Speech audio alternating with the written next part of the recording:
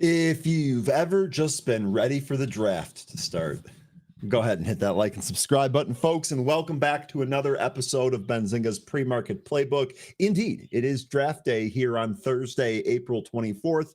But before we get to the sports, we have to get through another market day here.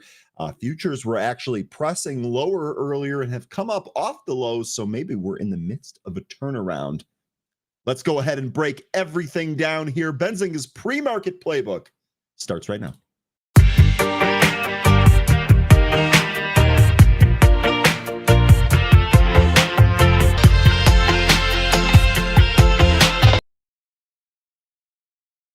Good morning and welcome back, folks. Happy Thursday. I hope you all had a wonderful Wednesday evening last night. I know I did, but I'll tell you what, the playoff sports that's going on right now is something else. And the evenings are awesome. And that is going to culminate with the draft here tonight. So super, super excited. Went to sleep in a good mood, woke up in a good mood, and we're not going to let anything shake that here today. That much, I promise you. Great to see a whole bunch of returning faces. Pete, good morning. Locked in, ready to go as per usual. Love to see it. Kayla, good morning. Welcome back. Jonathan, good morning. Couch Potato, good morning. Sun-Kissed Yogi, good morning. Chuck, good morning. Market Sniper is locked in. What do you got your sights set on?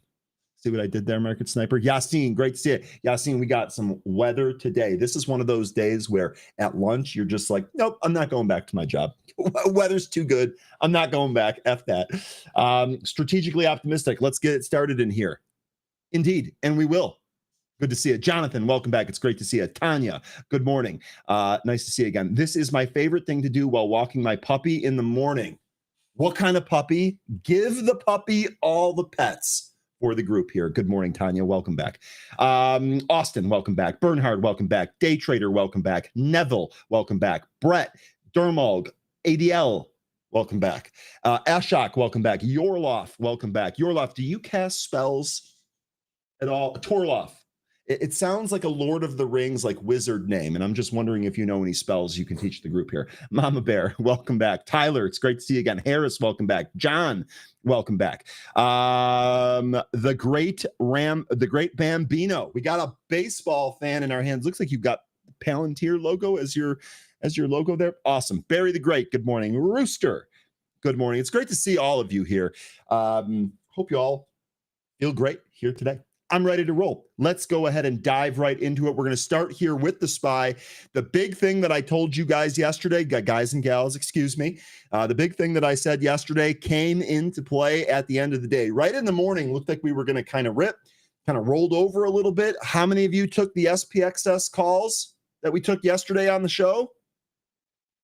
Anyone? Can I get any hand raises on there? Because that worked out the rest of the day and is a little bit higher today. We'll be looking to sell some of those here today as well. Now, as far as the SPY chart goes, we're actually right beneath the 20-day moving average. And the big thing about this, the reason that we keep checking on this, this is likely going to be one of the first signals that signifies a change in trend. Clearly, we're in a downtrend. We have been for some time. If you look back, if you think a little bit more about this, it makes a lot of sense, right? We had a very, very clear uptrend, and then we kind of stopped right up here around December of last year. We chopped around a little bit. We did actually make some new highs, but we could really not break out at all. We didn't have any carry through. And then we started to move back down. So one of the things that we're looking for here is the same type of deal, right? We would like to see this maybe base, maybe consolidate a little bit, maybe trade sideways, maybe for a month. It definitely feels like it might not take a whole month because everything seems to be moving quickly. And then maybe we can actually change this trend. So the 20-day is going to be one of those first things that we're looking to fall here. We closed. We tried to move above it yesterday. We continue to drift back lower. We actually closed beneath it. And even today, right now in the pre-market here, we're still beneath it. And we're having trouble getting through there. I want to see a close above there. I'd love to see several closes above there. And also, I'd like to get above the trend line that we've also drawn here. we are in luck, because if we are able to change that trend in any type of or in the near future here at all, we have some pretty obvious targets above with some of these moving averages, the 50, the 200, and the 100, as well as some of those pullback levels that we've been in. So just kind of waiting this out. In the meantime, I've been trying to do these short-term trades. I really started off by following what Matt was doing. We were bringing him on here. He seems to have a really good feel for the back and forth of the market. And then once I kind of got into that pattern, I started just taking those myself. So it was a little bit of a bummer. The night before last, coming into yesterday, when it looked like we were going to continue to rip here, was not positioned for the pop in the after hours the day before and then the move up out of the open yesterday. But I didn't make the same mistake twice. We are ready for the move here today, and it looks like, at least so far, that we're playing that in the right direction here. I do want to start with the Benzinga morning update here. So our morning update brought to you by Benzinga Pro. We do have initial jobless claims coming here. That's going to come here at 8:30. We also have existing home sale data. You can see that the market here, all in the red here in the pre-market. But again, these are up off the lows. It actually looks like the market might be trying to make a red to green move here. We'll see if we get that shortly out of the open. The only company event here, annual meeting of shareholders for Global Payments. I don't follow that at all. I'm not sure how important that is. For all of you IPO players, we do have a new one here. This is going to be NPAC, New Providence Acquisition Corp. They're going to IPO here today at $10. No time indication yet, but ticker NPAC. They're also doing a unit IPO there. NPAC is the ticker that you want to be ready for here. I have no line on this. I have no thought on this or thesis on this. I'll watch it here, but I'm not prepared necessarily to trade it. That is coming here today. We do have a number of earnings. I think we're going to talk probably about the IBM, the Texas Instruments, and the Chipotle earnings. Instead of some of those. We did have a couple of initiations here. Edward Life Sciences got an initiation and an $80 price target. 5N, ticker FIVN, also got an initiation here and a buy rating by Rosenblatt. We had upgrades on a couple of things. Utz Brands, Edward Life Sciences, they had some upgrades here. Mondelez got downgraded. Not a whole lot going on with the analyst upgrades and downgrades, but nonetheless, definitely some stuff going here, and we do have an IPO, NPAC. Jonathan saying, Ryan, FINRA short data tomorrow. We could see a squeeze at the end of the week. Jonathan, that is a really heads up comment there. I will, you know what? Let me actually mark this down here as a note. I will make sure that our news desk team gets that short interest update as quickly as possible. They should be ready for it because they have the calendar for that, but I'll just double check there. Good stuff there, Jonathan. Good stuff. Okay. We took a look at the SPY morning update. Let's go ahead and roll through some of the news. We'll do it really quickly. Good morning, Lion. Who else did I miss there? Queen of Lemkos. Good morning. And then good morning, Lion. Who else did I miss there? Crimp Biscuit, good morning. Tanya, you have a black lab. Okay, awesome. Black labs are awesome. Again, make sure they get all the pets. Make sure they get all of the pets. Okay, let's go ahead and let's dive right into some of the news here. I'll be very quick. I know y'all folks are tired about hearing the word Trump and tariffs, so I will try and be as quick as I can here. The administration's mixed signals on tariffs fueled inventory anxiety, while President Trump hinted at a deal with China while speaking to reporters on Tuesday after market hours. The Treasury Secretary Scott Bessent denied slashing steep tariffs on Chinese imports unilaterally on Wednesday. China also refuted Trump's trade talks. This is one of the reasons why we pulled back yesterday and then continued to pull back here a little bit today. The 10-year Treasury bond yielded 4.35%, and the 2-year bond was 3.83. Philip Morris, they reported strong first quarter results and raised its full year 25 adjusted EPS outlook. Tesla shares gained over 5%. That was really, we talked about that a little bit yesterday. That's really interesting. Tesla's down here in the pre-market, but up off of the lows and still higher than the earnings print. So Tesla's doing its best to hang on to some of those gains.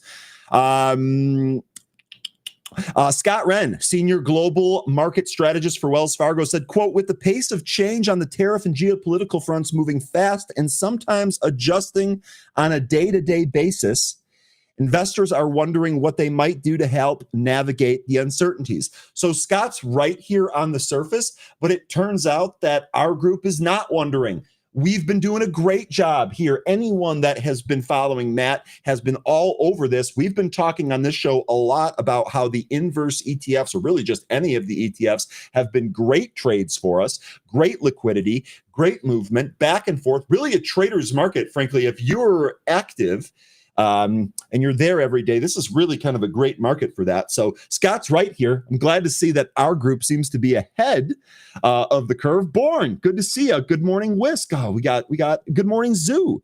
Man, we got everyone in here. Let's go. Now you guys are getting me fired up on draft day real early. I'm going to have to max out on coffee today, I think. Okay, to help navigate these uncertainties, Ren has advised investors to maintain exposure in higher quality equities and fixed income. We've also been saying that here on this show, right? Get a list out for the quality companies that you want to own for the long term. And when you get some of these crazy moves or these big sell-off days and these outsized, just odd-sized moves, maybe nibbling on that isn't so bad. We actually had a couple of folks in the happy hour yesterday that were like, the bottom might be in, and if it isn't, it actually might be kind of close. They actually feel a little bit better, frankly, about nibbling. So it'll be interesting to see if that pays off here. Ren also went on to say, first rule of thumb for our plan is to focus on quality in a diversified manner. You can cut this statement out of this story and paste it into any other story. We should always be focused on quality, and we should always be focused on making a diversified portfolio. I can't imagine if you at the start of this or at the start of this year, if you were super overweight tech, I can't imagine what your portfolio must look like after some of these pullbacks here, unless you were active and got out there at the top. Nonetheless, we really want to focus on diversification of those portfolios. That's a really good mention there. After Trump blasted Jerome Powell in a Truth Social post on Monday and said that, quote, Powell's termination can't come quickly enough, end quote, during a Tuesday press conference, he changed his tone, saying, quote, I have no intention of firing him. So he talked first about a termination and then was asked about firing him. Those two things are not the same. Hate to point that out to the reporters. Nonetheless, the back and forth there is rather amusing. Powell's not going anywhere. He's finishing his term. I've been consistent on that for a long time. Great to see that is literally what's going to happen. Another quote here from Louis Navalier. Essentially, if there is a recession, President Trump will likely blame Fed Chair Powell for failing to cut key interest rates fast enough. Who's surprised at this? Exactly nobody. Of course he's going to do that. He's already laying the groundwork for that. That makes a ton of sense here. Talking about the ongoing uncertainty surrounding Trump's policies, Ed Yardeni of Yardeni Research said, quote, Trump's tariff turmoil. I love the alliteration there. I'm amazed. When I practiced this earlier, I screwed it up. I'm amazed that I got it out correctly there, but I'm a big fan of alliteration, and I'm going to keep trying to do that. Trump's tariff turmoil has put the world on edge. A new world order may be the ultimate result, but for now, we have the new world disorder. Let's give a clap for Ed there for that one. Leaving everyone scrambling to adjust to Trump's unpredictable policy pivots. The economic fallout is uncertain. The uncertainty is keeping Wall Street on edge. And as I had mentioned, it is great for us as active traders. Give us that volatility. It is working for us. Okay. Next here, let's talk a little bit about Tesla. Tesla quietly launched the robo-taxi service for employees before the June debut.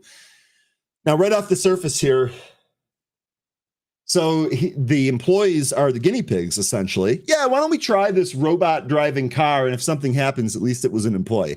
And that's a very cynical way to look at it. But that was my first thought. Embarrassingly, that was my first thought. Tesla has revealed that the company is running its autonomous ride-hailing service in Austin, as well as the San Francisco Bay Area. In a post on social media on Wednesday, on X on Wednesday, the company shared a video showcasing the supervised full self-driving ride-hailing service.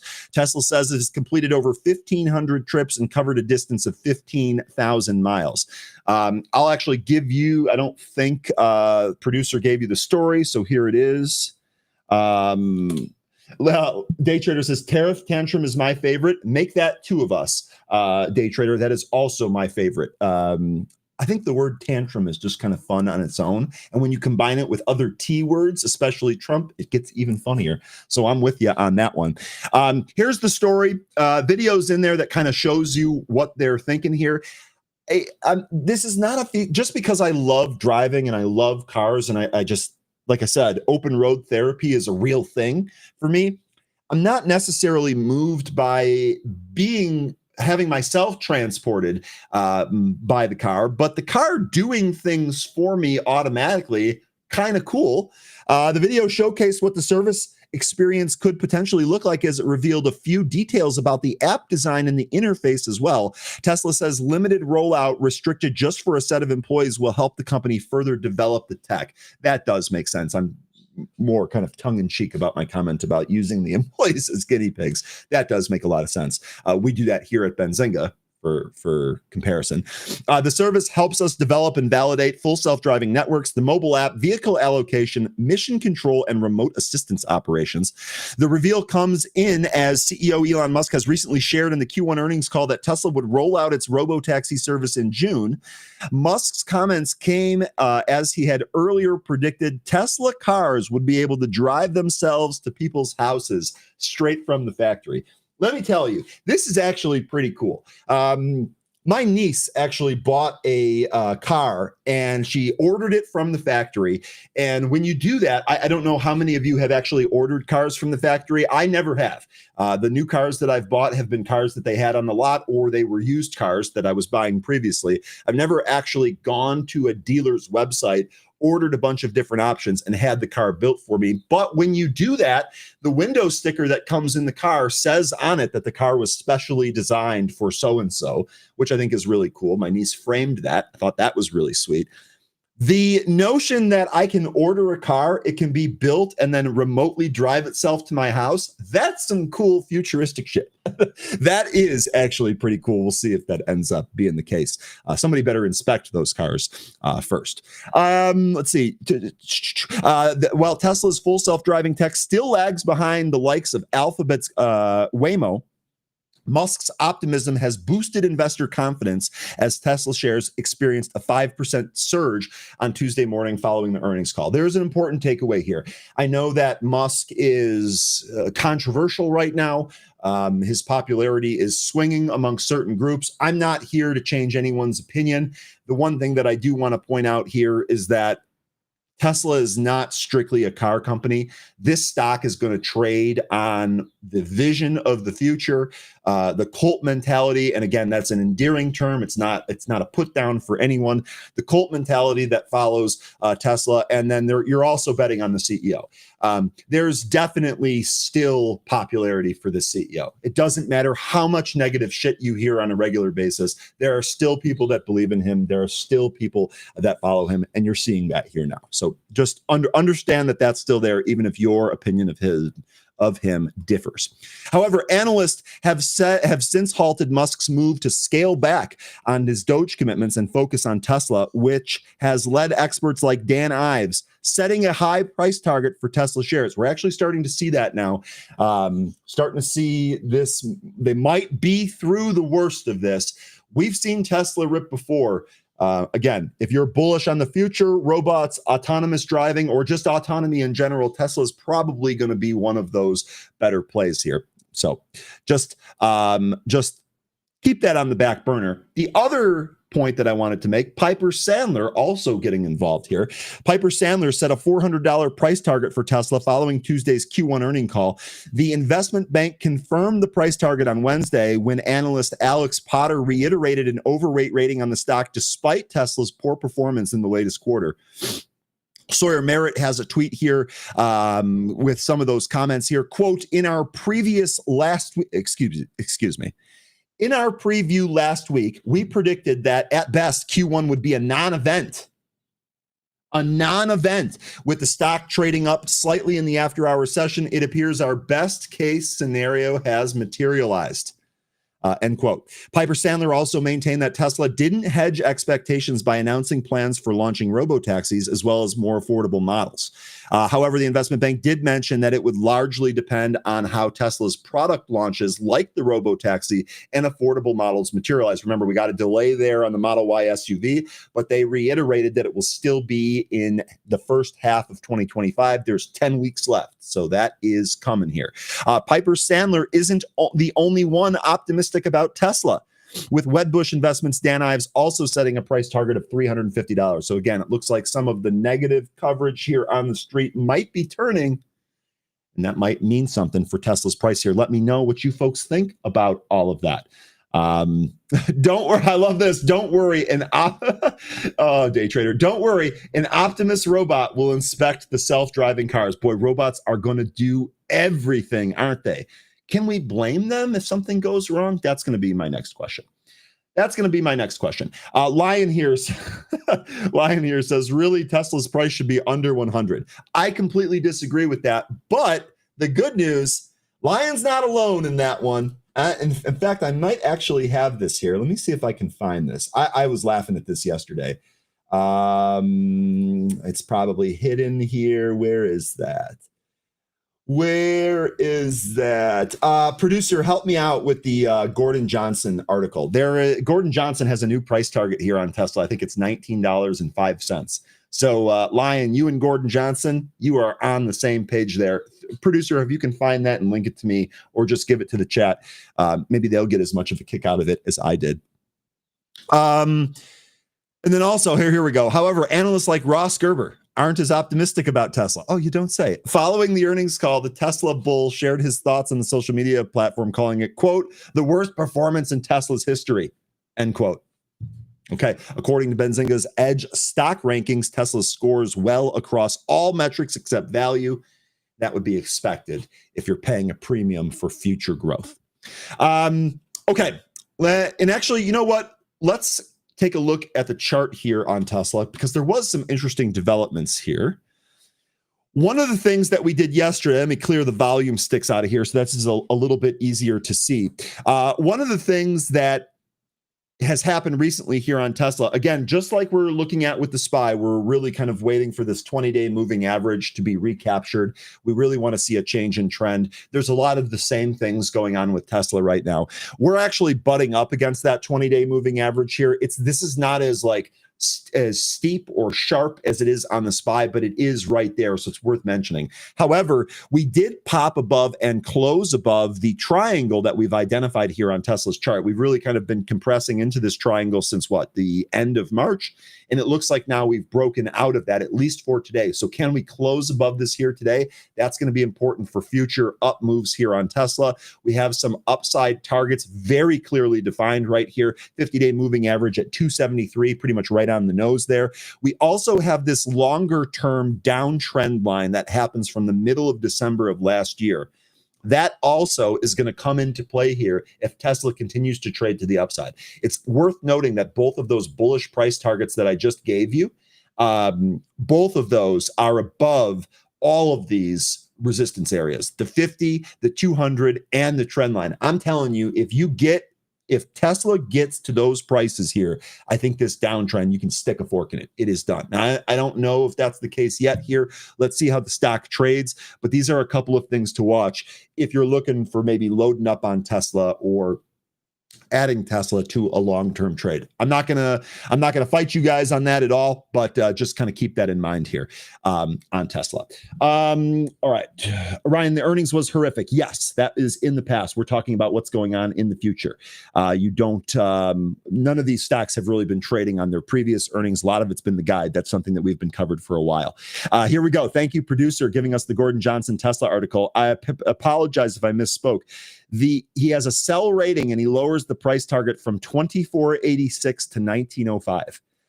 Rather specific price targets there for Gordon Johnson. This is someone that has been offsides and wrong on Tesla for, gosh, as long as I can remember doing this. And I know because when I first started, I was also negative on Tesla and I was wrong. And eventually I just capitulated. Gordon Johnson still hasn't done that yet. Okay. All right, let's move on from that. So Tesla, this is going to be one of the things that I'm watching here. I have no doubt that this is going to be in play here today. As I mentioned earlier, we were lower in the pre-market. We did kind of test that line there, and we've kind of come up off that. So I really want to see us break above the high from yesterday. I've got this about 258, but that dead high up here, 259.5. Let's see if we can get above that. We might try some new areas higher than that if we do. Okay, that takes care of Tesla. Let me go back to the daily chart here. Next one we're going to talk about is Boeing. Boeing, of course, reported earnings. Let me go, what the heck happened here? BA. Boop. Okay, and there's the chart. Let's actually start with the news here. Boeing adjusts strategy amid Trump tariff fallout. Can we change the article to Trump tariff tantrum, as discussed earlier? Anyway, CEO Kelly Ortberg says he won't build aircraft for customers who will not take them. Yeah, I hope not. Why would you do that? As China halts their deliveries. So let's go ahead here. We'll actually come back to the Boeing chart here. Let me roll through the news first, and then we can actually kind of look at the chart, see if we can set up a trade here. All right, Boeing adjusts strategy. I already read that, sorry. But it's implementing a strategic pivot in response to China's halt of aircraft deliveries amid escalating tariff tensions, according to the statement made by the company's first quarter 2025 earnings call. Fun fact here, little side note, President Xi's personal airplane that he flies around to conduct government business, yeah, it's a Boeing. So it'll be interesting to see what happens. Does he switch to a locally made aircraft? How are they going to get parts for that when they need it? We'll see how that all shakes out. Kind of tongue-in-cheek thing.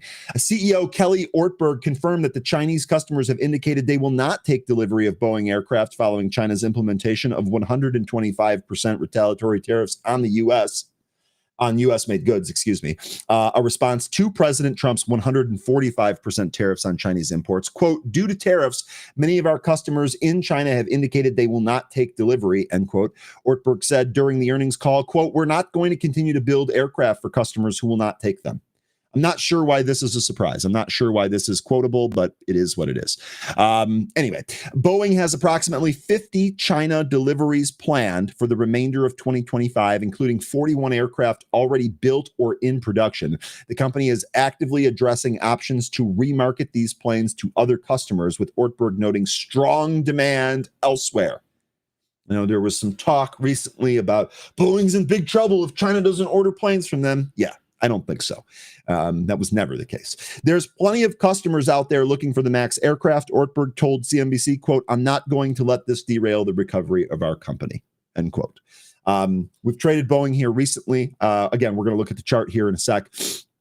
Despite these challenges, Boeing reported better than expected first quarter results, with revenue increasing 18% year over year to $19.5 billion. The company delivered 130 aircraft in the quarter, exceeding internal projections and reporting a core operating margin recovery to 1% from minus 2.3% just a year ago. 3.3% swing there, not bad. The company expects to largely offset any potential cash flow impact from the China situation, maintaining its cash usage for projection of $4 to $5 billion for the year. Quote, we had a really good start to the year operationally, which we believe puts us in a position to largely offset any potential cash flow impact from China deliveries. That came from the CFO, Brian West. So here, let's go back to Boeing's chart here real quick. We'll take a look at this. This is actually also in a really, really interesting spot here. We did bounce off the trend line that we've had down here. Okay, you've seen that this trend line has actually been intact since COVID. We did bounce off of this despite breaking beneath it. That was very, very quick. V-shaped recovery. We bounced over. Now, after this earnings print, we've actually popped, created this nice looking gap on the chart. And the good news about this is that now the price is above this cluster, if you will, of moving averages. So we did take out the 20. This is actually going to be our second close above the 20 unless something catastrophic happens here today. We also popped above the 200. We popped above the 50-day, and we popped above the 100. And perhaps the most juicy thing about this particular move, or the timing of this particular move, we may have stopped the impending death cross. Look at this. We did. Now, I know we talked about death cross quite a bit. 13 has brought up the really excellent point that when the moving averages go back and forth quite often, there's less that you can take from them. I totally agree. We did recently kind of have a golden cross here that didn't really materialize. So take that with a grain of salt. But nonetheless, here, the pop higher, as long as we continue to trade higher here, we are actually going to stop the death cross from forming here, and it will almost look like a test of these two moving averages. Also worth noting, if we do this and we do this trend line, bang, this is definitely going to be one of your next resistance spots. For today, I've got this at just about 180. I'm actually going to see how this trades today. This is another stock that I really want to watch option flow here today. I would not be surprised at all if we see some option flow here in Boeing. So I'm just going to keep an eye out for that. 180 is your trend line. 188 or 189 is going to be your 500-day moving average. A recapture of these two things, and we should be pretty golden here in Boeing. 200 would be next. And after that, probably 230, I think what's right in here. 240, and then probably 265, which is right up here, 268. So there we go. Here's the thesis on Boeing. Let's see if this can hold. Let's see if we can take out some of these or the trend line and the next moving average. Let's see if we can start building and going higher here on Boeing. Let me know if any of you like to trade Boeing.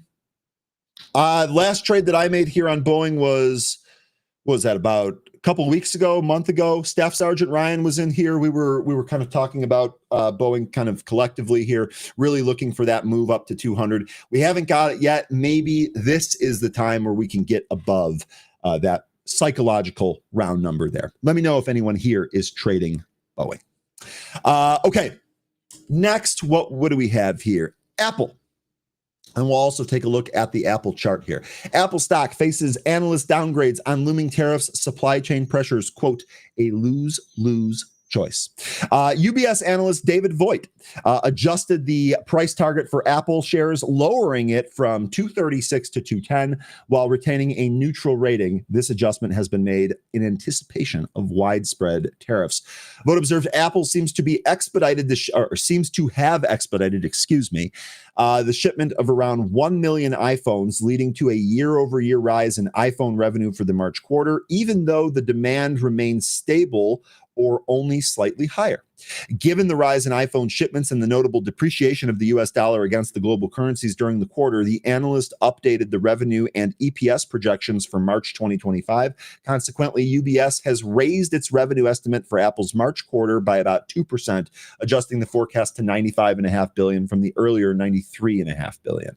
MoffettNathanson Research, which has been following Apple for a long time, attributed the pressure on Apple stock to a mix of geopolitical shifts, raising production costs from tariffs and mounting recession risks. The firm reiterated its sell rating to cut the price target for Apple shares from 184 to 141. Pretty substantial cut there. Quote, paying a fortune in tariffs or paying a fortune in re-architecting supply chains only to finish up with much higher costs is a lose-lose choice, says MoffettNathanson. The report highlighted Apple's imports from China will continue to be subject to 20% tariffs, an amount that would have seemed unimaginable just a month ago.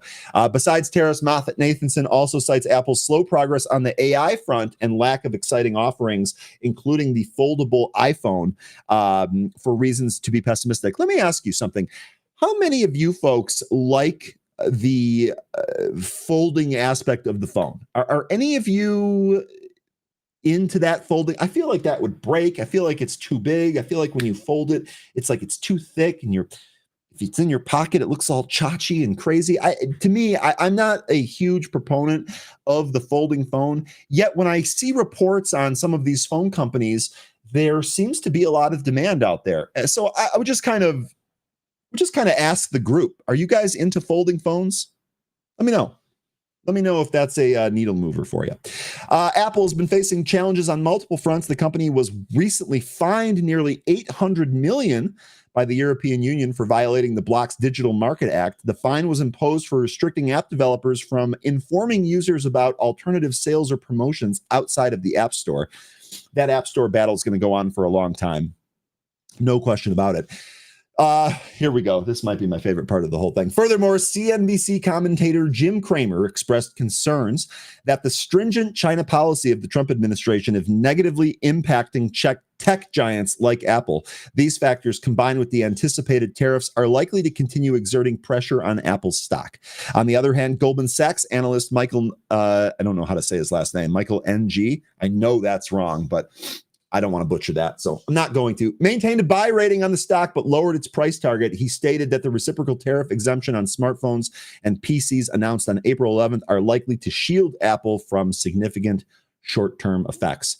Apple highlight its strong momentum and quality rankings for Apple in the 69th and 85th percentiles for Benzinga's Edge rankings. Apple's still very strong, still a very popular stock. Let's take a look at the Apple chart real quick. See where we are at. All right. We did yesterday's move. Again, just kind of sticking with the same theme here. Yesterday's move brought us above the 20-day. Today, we are going to have to determine if we're able to hold above that 20-day. The 20-day is still sloping down pretty steeply.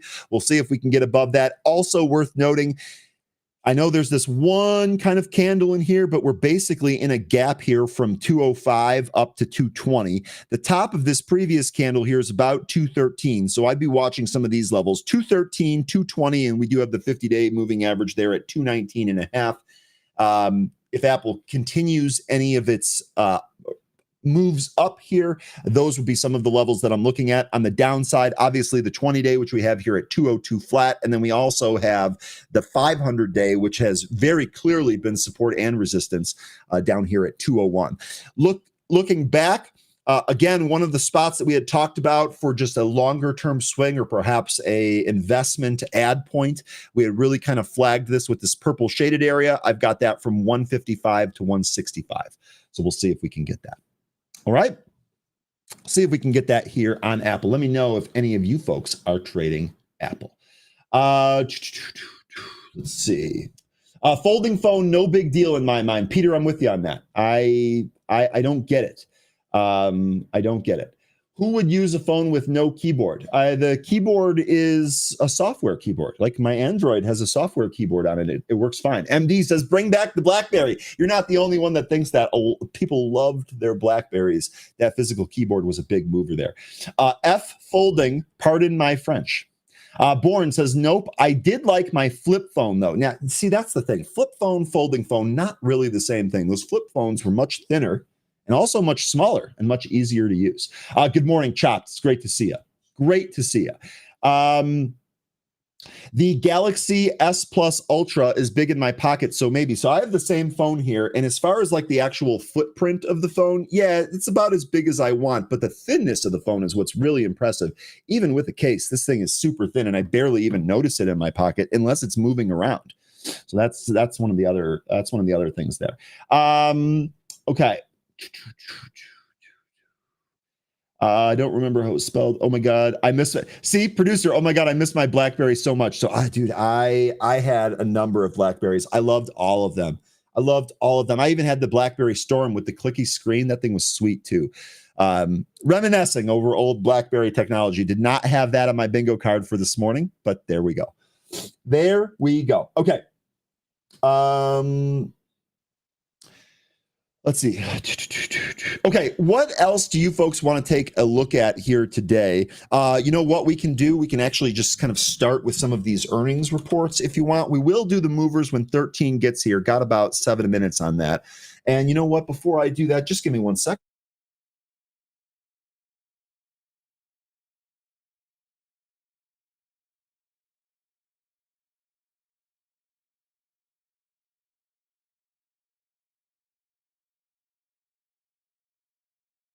Sorry about that. Springtime does mean the return of golf, but boy, oh boy, it also means the return of allergies. I'm currently fighting that. Okay, IBM, they also reported earnings here yesterday. We can take a look here at IBM's report. This was a beat on the top and the bottom line. IBM down 6.5% here in the pre-market. IBM sees Q2 sales $16.4 billion to $16.75 billion. The estimate was $16.3 billion. So this was a beat and raise. IBM still trading lower here. IBM stock has given up its prior gain. IBM shares were trading higher after the company reported results, but has since reversed. IBM sees a full year 25 tax rate in the mid-teens, maintains its guidance with 5% revenue growth. So something came out of this call that wasn't great. I think one of the things that they said is there's a little bit of they're still kind of waiting to see what happens with Doge, and they have a lot of government contracts themselves, and I think that they're just kind of waiting that out. As far as the news and the fundamentals, that's what it is. But if you take a longer approach here at IBM, this is what we were doing yesterday when we were first looking at this. IBM has a really substantial history of kind of making like this formation over and over again. And we actually had a chart shared yesterday with one of the members of Happy Hour. He did a really good job charting it long term. I think he had a quarterly chart on it, a 3-month chart where you went all the way back to the 1990s, and the pattern really just holds true here. Here's the thing that we're kind of worried about. IBM has really kind of traded up towards the top end of this range. Now you can see it already did pull back once, but we'll see if it's able to get back up here. Maybe this will give us an opportunity to open up a short here on IBM. If I go back to the daily chart, if we zoom in a little bit here, you can see we did bounce clean off of the 200-day. We're currently testing the 50-day right here at 247.5.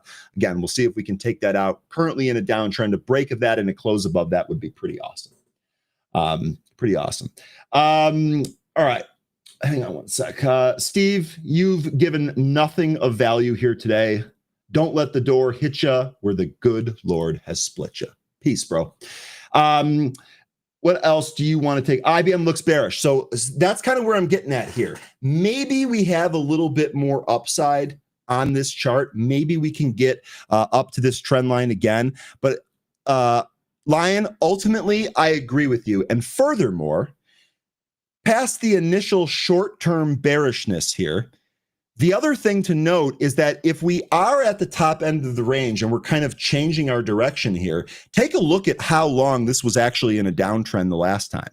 2013 really kind of marked the top, June of 2013, and it really kind of bottomed out here in October of 2020.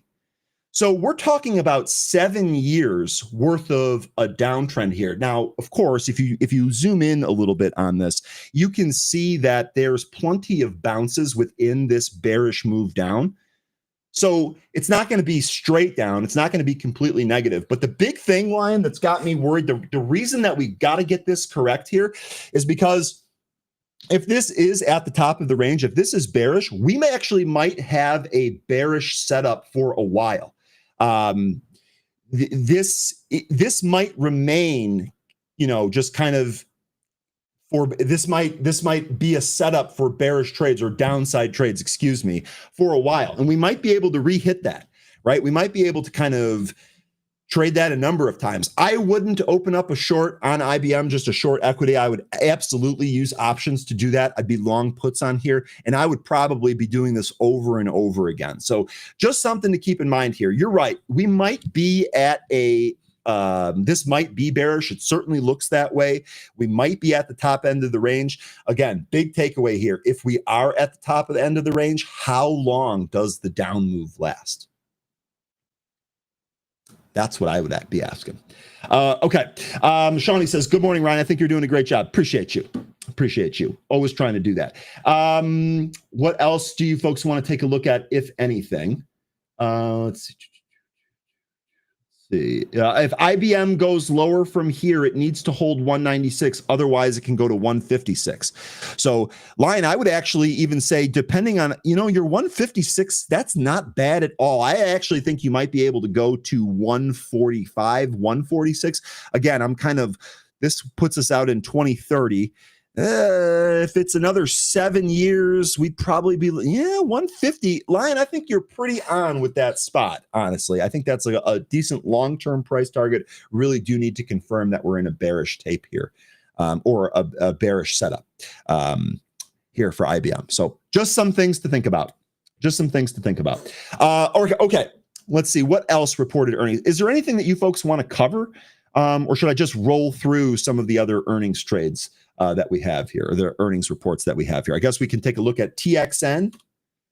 TXN, this is actually up quite nicely here after a rather big pullback right down to a support area.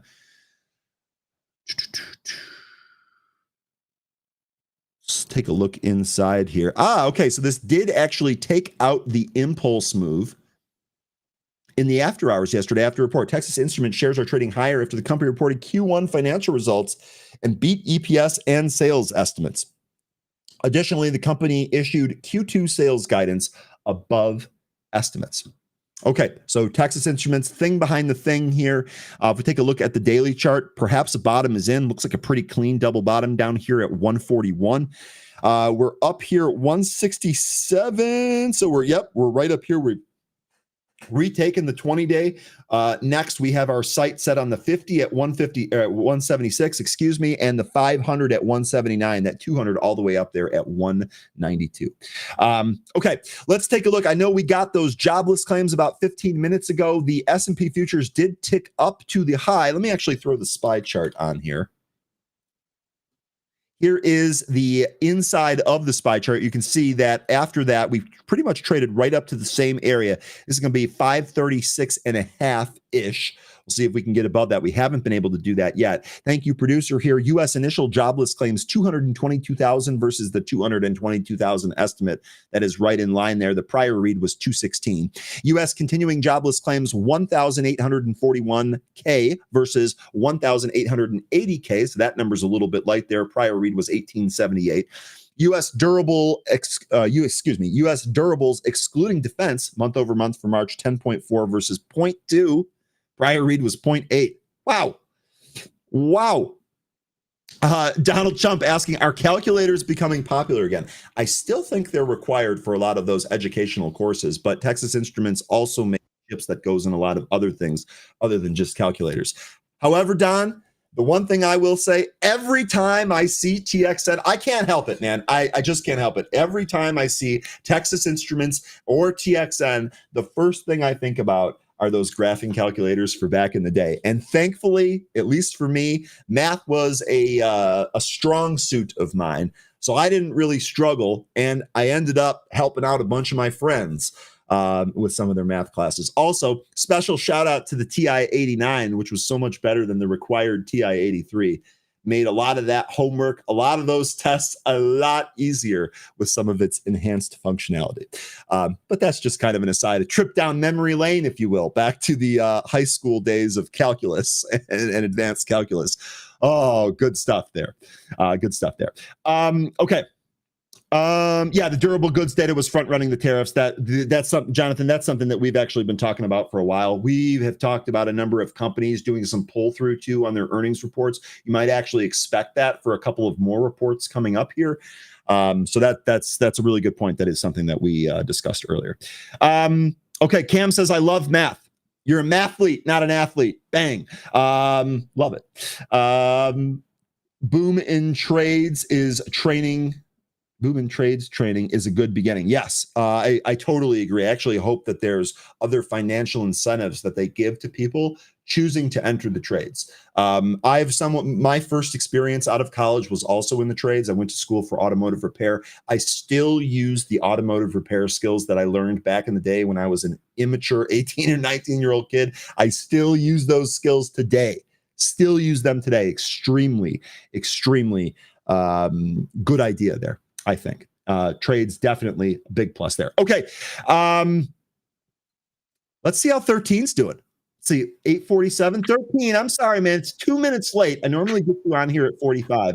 I was off rambling there about math class and my TI-89 graphing calculator. How you doing here? You ready for this? I'm fine. Hey, nerd out all you want, man. That's fine. I'm surprised you were able to remember all the different models of the calculators we used.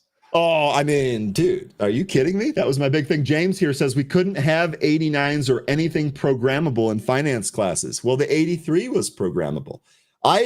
My big thing was the 89 looked like the 83. So if I ever had to show a calculator, I'd be like, this is the only calculator I got. Thankfully, I didn't have many sticklers on on that. One really quickly though, James, one of the best things ever. I had a finance class in college. I took the exam. It was a final exam too. I took the exam and I'm going through this exam and I'm like, something's off here.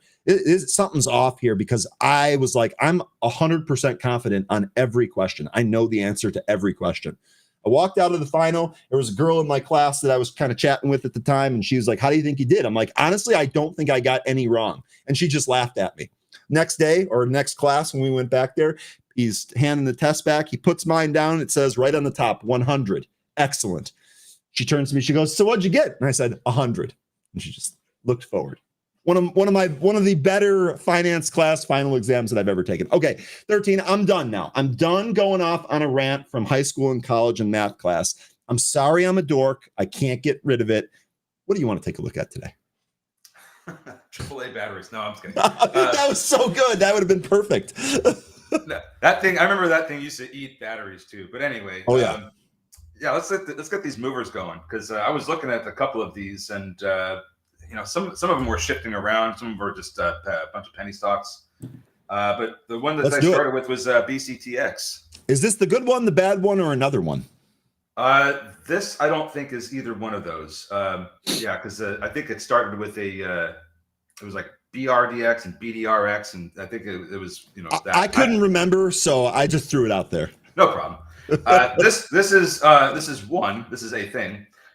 This company. Well, let me just move over to it here real quick. I can do really quickly here. BriaCell Therapeutics shares are trading higher after the company announced it confirmed the sustained complete resolution of the lung metastasis 2 months after initial treatment in the ongoing phase 1/2 Bria QTS or OTS study. So this is basically cancer data out of one of its trials here. The thing popped pretty big. This actually went above 12 earlier. We're still up just shy of 60% here. Short interest on this, 5.38% with 4 days to cover, but that comes on 689,000 shares of volume. Already traded over 12.5 million here. Floats 3.5 million. What do you got? So 100% resolution. That sounds a pretty good figure to me. This is still in their phase 1/2 trials you mentioned, so they still have a lot of trials time ahead of them. So they are going to need capital for that. They have less than a quarter of cash, and an offering is on the table. They filed that offering to sell 2.33 million common units. That was back earlier this week when they filed that. They also have a phase 3 clinical study going as well for metastatic breast cancer. Also, they have a upcoming presentation that they're going to be presenting data. That's going to be at the American Societal of Clinical Oncology that takes place from May 30th to June 3rd. And they are presenting on the 2nd of June. So there's another potential catalyst to watch out for with this one. And those are going to be those summer presentations, dude. Sometimes we actually see some pretty huge stuff out of those. Mm-hmm. That'd be interesting. I hope I remember that. I mean, maybe I'll set an alert here or something. What was the date again? Let me set the alert in my calendar. What was that date again? 13? Yeah. So the ASCO, that's a conference. That's going to be from May 30th to June 3rd. And BCTX is presenting on June 2nd. Okay, so, okay. Thank you. I just basically am putting a event in my calendar to remind me that there's this conference starting, and that should encourage me to check out some of these tickers and see where we're sitting at. Yep. And as far as the chart goes, we are trading beneath VWAP. It does seem like it has tried to find a bottom here. It has been kind of moving its way back up, breaking the trend in the process. The downtrend in the process. So looks like about 915 is where there's currently some resistance at. That's where the price was finding some problems about that area earlier this morning after it was still making its way down. That took it lower. So now that we're coming back up to that area, I would expect some resistance to kick in a little bit. It's still beneath its VWAP at that point, but if it gets through that, the VWAP isn't too far away. That's at 948 right now.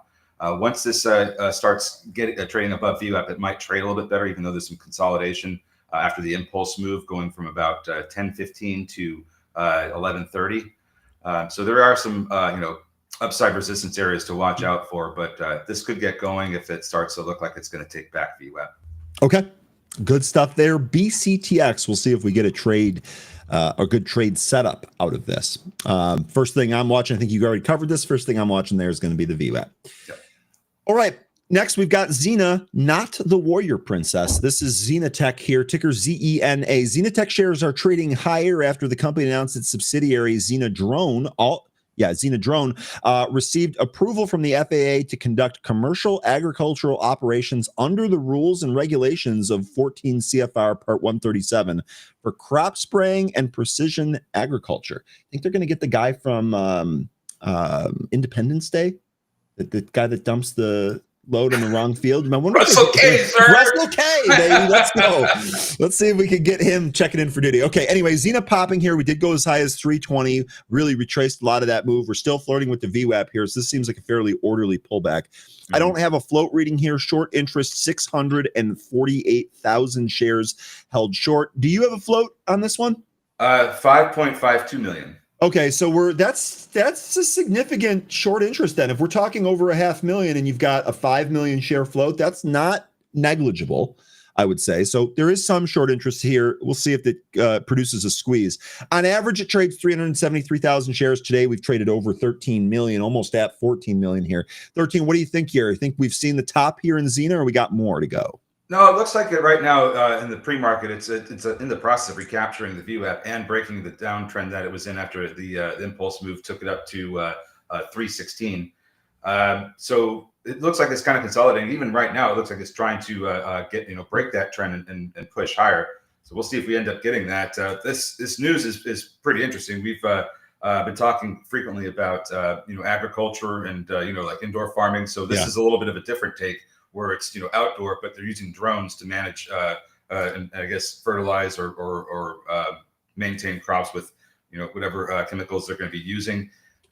Company does need cash, so I wouldn't be surprised if we did end up seeing an offering on the table as a result of this movement in the stock today. But I think we could probably put this one into the drone theme. Because I don't think I had this one on my list for that, or my watch list for drones, because this is actually pretty interesting. And getting that approval, I need to research more exactly what that approval is. But making steps with the FAA and towards your goals, it's the same thing I was watching with Archer, and which is one of the reasons why I liked it. You start getting through the regulatory process, that bodes really well for the future of your company. So. I think this is a great step. Need to do some more research on the company, but it's interesting. And I think we could put this into our drone play. Okay. Added to the drone watch list per your suggestion. Really good stuff there. Just as kind of an aside here, just because I'm feeling spicy on draft day here and I'm being distracted by some of the side chatter that I absolutely love. Thank you, folks, for doing it. Buffalo by bicycle. Everyone walked to school in the 70s around me. Busing wasn't a thing. So I went to grade school in the 90s. And there were 3 schools that I went to from middle school to high school, and I walked or biked to all of them. I couldn't stand buses. Even if I was given an option, I would choose to walk. Even in the snow, I would choose to walk. So I'm with you on that. Wasn't a thing in the 70s. Wasn't a thing for me in the 90s either. Give me that exercise. I absolutely loved it in the morning. And it was more than a mile to high school. The other schools were pretty close. Okay. Anyway, sorry, 13. I'm going to be digressing a lot here. So you might have to bring me back down to earth. Next here is going to be AREB. This is going to be one from yesterday. Let me turn the volume back on. This, I think, without even really kind of looking at anything else, this is very clearly a relative volume play from yesterday. It does look like the really key level here is going to be $4. This is what we were not able to take out yesterday. We've challenged it again here in the pre-market. We were not able to take it out. We do have pre-market volume that is obviously not as big as the regular session volume. I'm trying not to draw too much from that yet. Let's see what happens when this actually opens up here. Whoever was calling this yesterday, this was an awesome call. On some of the smaller, I can't remember who it was, and I'm sorry about that. I would absolutely love to give credit where credit is due. This was an amazing call. I ended up not trading this one, but this worked really well, and it looks like it might be setting up here again. So 330 support level, $4, clearly an upside level. Let's take a quick look around the horn on this one. 13.26% of the float shorted with 1 day to cover. On average, stock trades 5.5 million shares. We've already traded 10 mil today. Float here 2.3 mil, and I didn't see any new news here. Yeah, the news that we got came in the came in the afternoon on Tuesday. I don't see anything fresh here. 13. What do you got on this one? This, I don't know if this is going on any news or not, but this one we've seen move frequently, especially when the market does Trump does something the market likes. So if Trump do good, then this stock do good. Is that how I've been basically kind of equating it here. It's worked. I don't think this is really moving on anything fundamental, but we can look at the technicals and just draw on that. And I think you're right. It has been, holding a certain level here. It looks like about 285 to 290, somewhere in there. That's been the support area ever since we moved up into that area yesterday. The high is also interesting. Yesterday it was 397, and in the pre-market here we've gotten pretty close to that.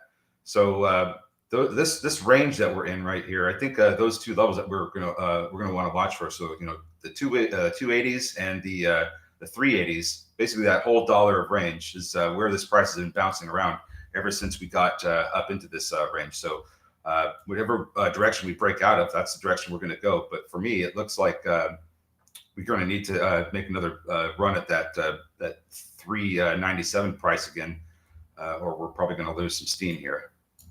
Okay, we'll see if we get that 397 4. That does seem to be the big area here. Arab. Good morning, Smoke Tuna. Great to see you again. Smoke Tuna's got his eyes on the two movers at the top of the list here. Yeah. BCTX and Xena. That we've already covered those, Tuna, but agreed, those are definitely the two biggest watches here, at least from this movers list. Look at what's happening with Arab right now. You zoom into a 5-minute chart. We lost the VWAP about 30 minutes ago, pretty close, and it's been making these multiple attempts to recapture it. That's a little concerning that we're not recapturing it, because if we continue to get rejected here, then that's usually a precursor to further downside. Good stuff. So we want to get over this VWAP soon. All right. Next on the list here, CEP, Cantor Equity Partners. Now, I didn't look at this one. What a move yesterday on this one. Holy cow, 11, and we closed up at about 17. Went higher here. Reported yesterday, Cantor Equity Partners announces a Bitcoin-focused business combination. Was there any more details on that? This was yesterday morning. Who needs details when you have the buzzword? Well, yeah, I mean, I'm trying to read. You're right, but at the same time, I'm trying to read through some of that, excuse me. Entered into a subscription agreement with investors to raise at closing $585 million of total additional capital. So this partnership, is this a partnership to raise more capital? Because I would think that this pop might be short-lived then. Yeah, I didn't read into this one. So yeah, he's pipe financing, pipe offerings. I don't know if I trust this one yet. Let's see how it trades. I'd be careful with this one. Nonetheless, I don't want to read too much into that because I'm just speculating. And that's your job, not mine. Yep. Yeah. And it had a really good run yesterday, but ever since then, it's hasn't looked as strong. And you can see from the smaller time frames that about 1850 is where the price has been finding support lately, ever since this morning. I think if we lose 1850, then we're going lower for sure. May find some support, down around 17, where this the next area of consolidation is. That's about the middle. But this the way this price action is, it looks like it's going to lose 1850 pretty soon, and I would think that 17 is going to be the area where it needs to find support. Okay, real quickly, this stock trades on average 373,000 shares. Yesterday, it traded over 18 million. So Jonathan here saying CEP has big players on board. That would account for the move higher yesterday, but I don't know anything about this one. I'll watch this here. This is not going to be one of my top targets, though. SoftBank and Tether, the two companies on there. That was from the PR there yesterday. Okay, next here, this is going to be LGCB. This is Linkage Global. Linkage Global shares are trading higher after the company announced it had regained NASDAQ compliance. So here's another cheapie in this theme here. We did pop as high as 3. It looks like in the extended sessions here, we're all the way back down to 2. The rollover on this one was strong and fierce, and we lost that VWAP with the quickness. I'd be careful on this one.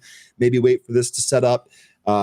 Wait for this to confirm a curl. I know sometimes we talk about buying stuff when it's depressed or when it looks really bad. Some of these are just a little bit weaker. This one, I think we should probably wait for it to confirm. Quick look around the horn here. 7% of the float shorted with 1.47 days to cover on an average of 82,000 shares, 2 million float. What do you got? What does that pattern look like to you on the 5-minute? This looks like a head and shoulders to me. That may have what? Resolved.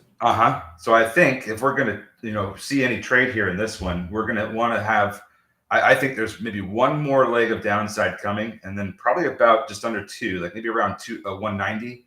That might be where you could see the support start to kick in, and this thing finally maybe turn around. But that's really the only level I'm seeing here. If we can't turn around there, then I probably don't even want to look at this anymore because it's already got an ugly looking chart. That is kind of resolved. So I'll admit that, but I still think there is a little bit more downside to go, and we could see that pretty soon, and then it might start trading better. But I think this head and shoulders is about completely resolved, and I would just be waiting for a base on that. Okay, and then I would say let's see if we can confirm a turnaround there. All right, that pretty much does it for the movers. The next one on here is Texas Instruments, which reported earnings, which we already talked about earlier, and I love that it generated conversation about graphing calculators. Is there anything else that you want to take a look at here? What do you want to move to? We've got 25 minutes before we open this puppy up. Well, what does the chat want to do? I don't know what to really expect out of today. It could be another muted day, but I think that we might end up leaking. Like where are we at with the SPY now? Because yesterday I was talking about how this gap that we created may end up getting filled. So interestingly enough, 13, we were weak in the pre-market. So you're talking about the gap down, right? Yeah. So we were weak initially in the pre-market, but we did kind of come up off those lows pretty quick. There was some Dow component, I believe, that really kind of started this move up. Might have been one of the stocks reporting earnings.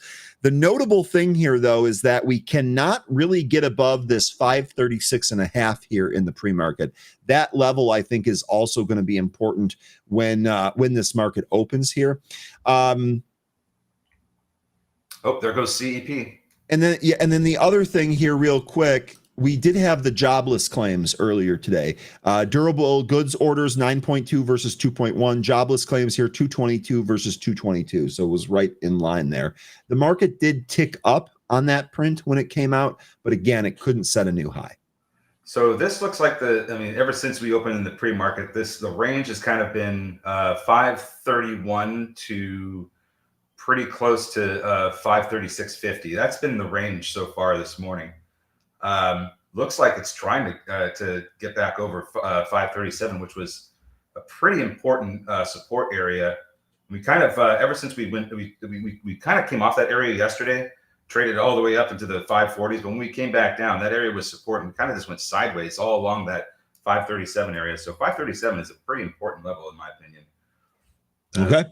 We get past that, this might trade better towards 540, but I don't know how high it could go.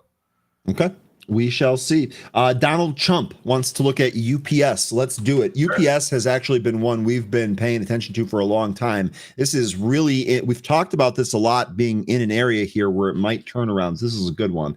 Also, good morning, CA Forsman. Good morning, Jay Rice. Good morning, Donald Trump. And good morning, Beach Bum Trading. Great to see you folks here today. Izzy's not even waiting for the market to open. He's just out here scalping stuff. Love it, Izzy. Hey, if he sees a setup and he knows he can take it, he's going to do it. Hit it. Absolutely.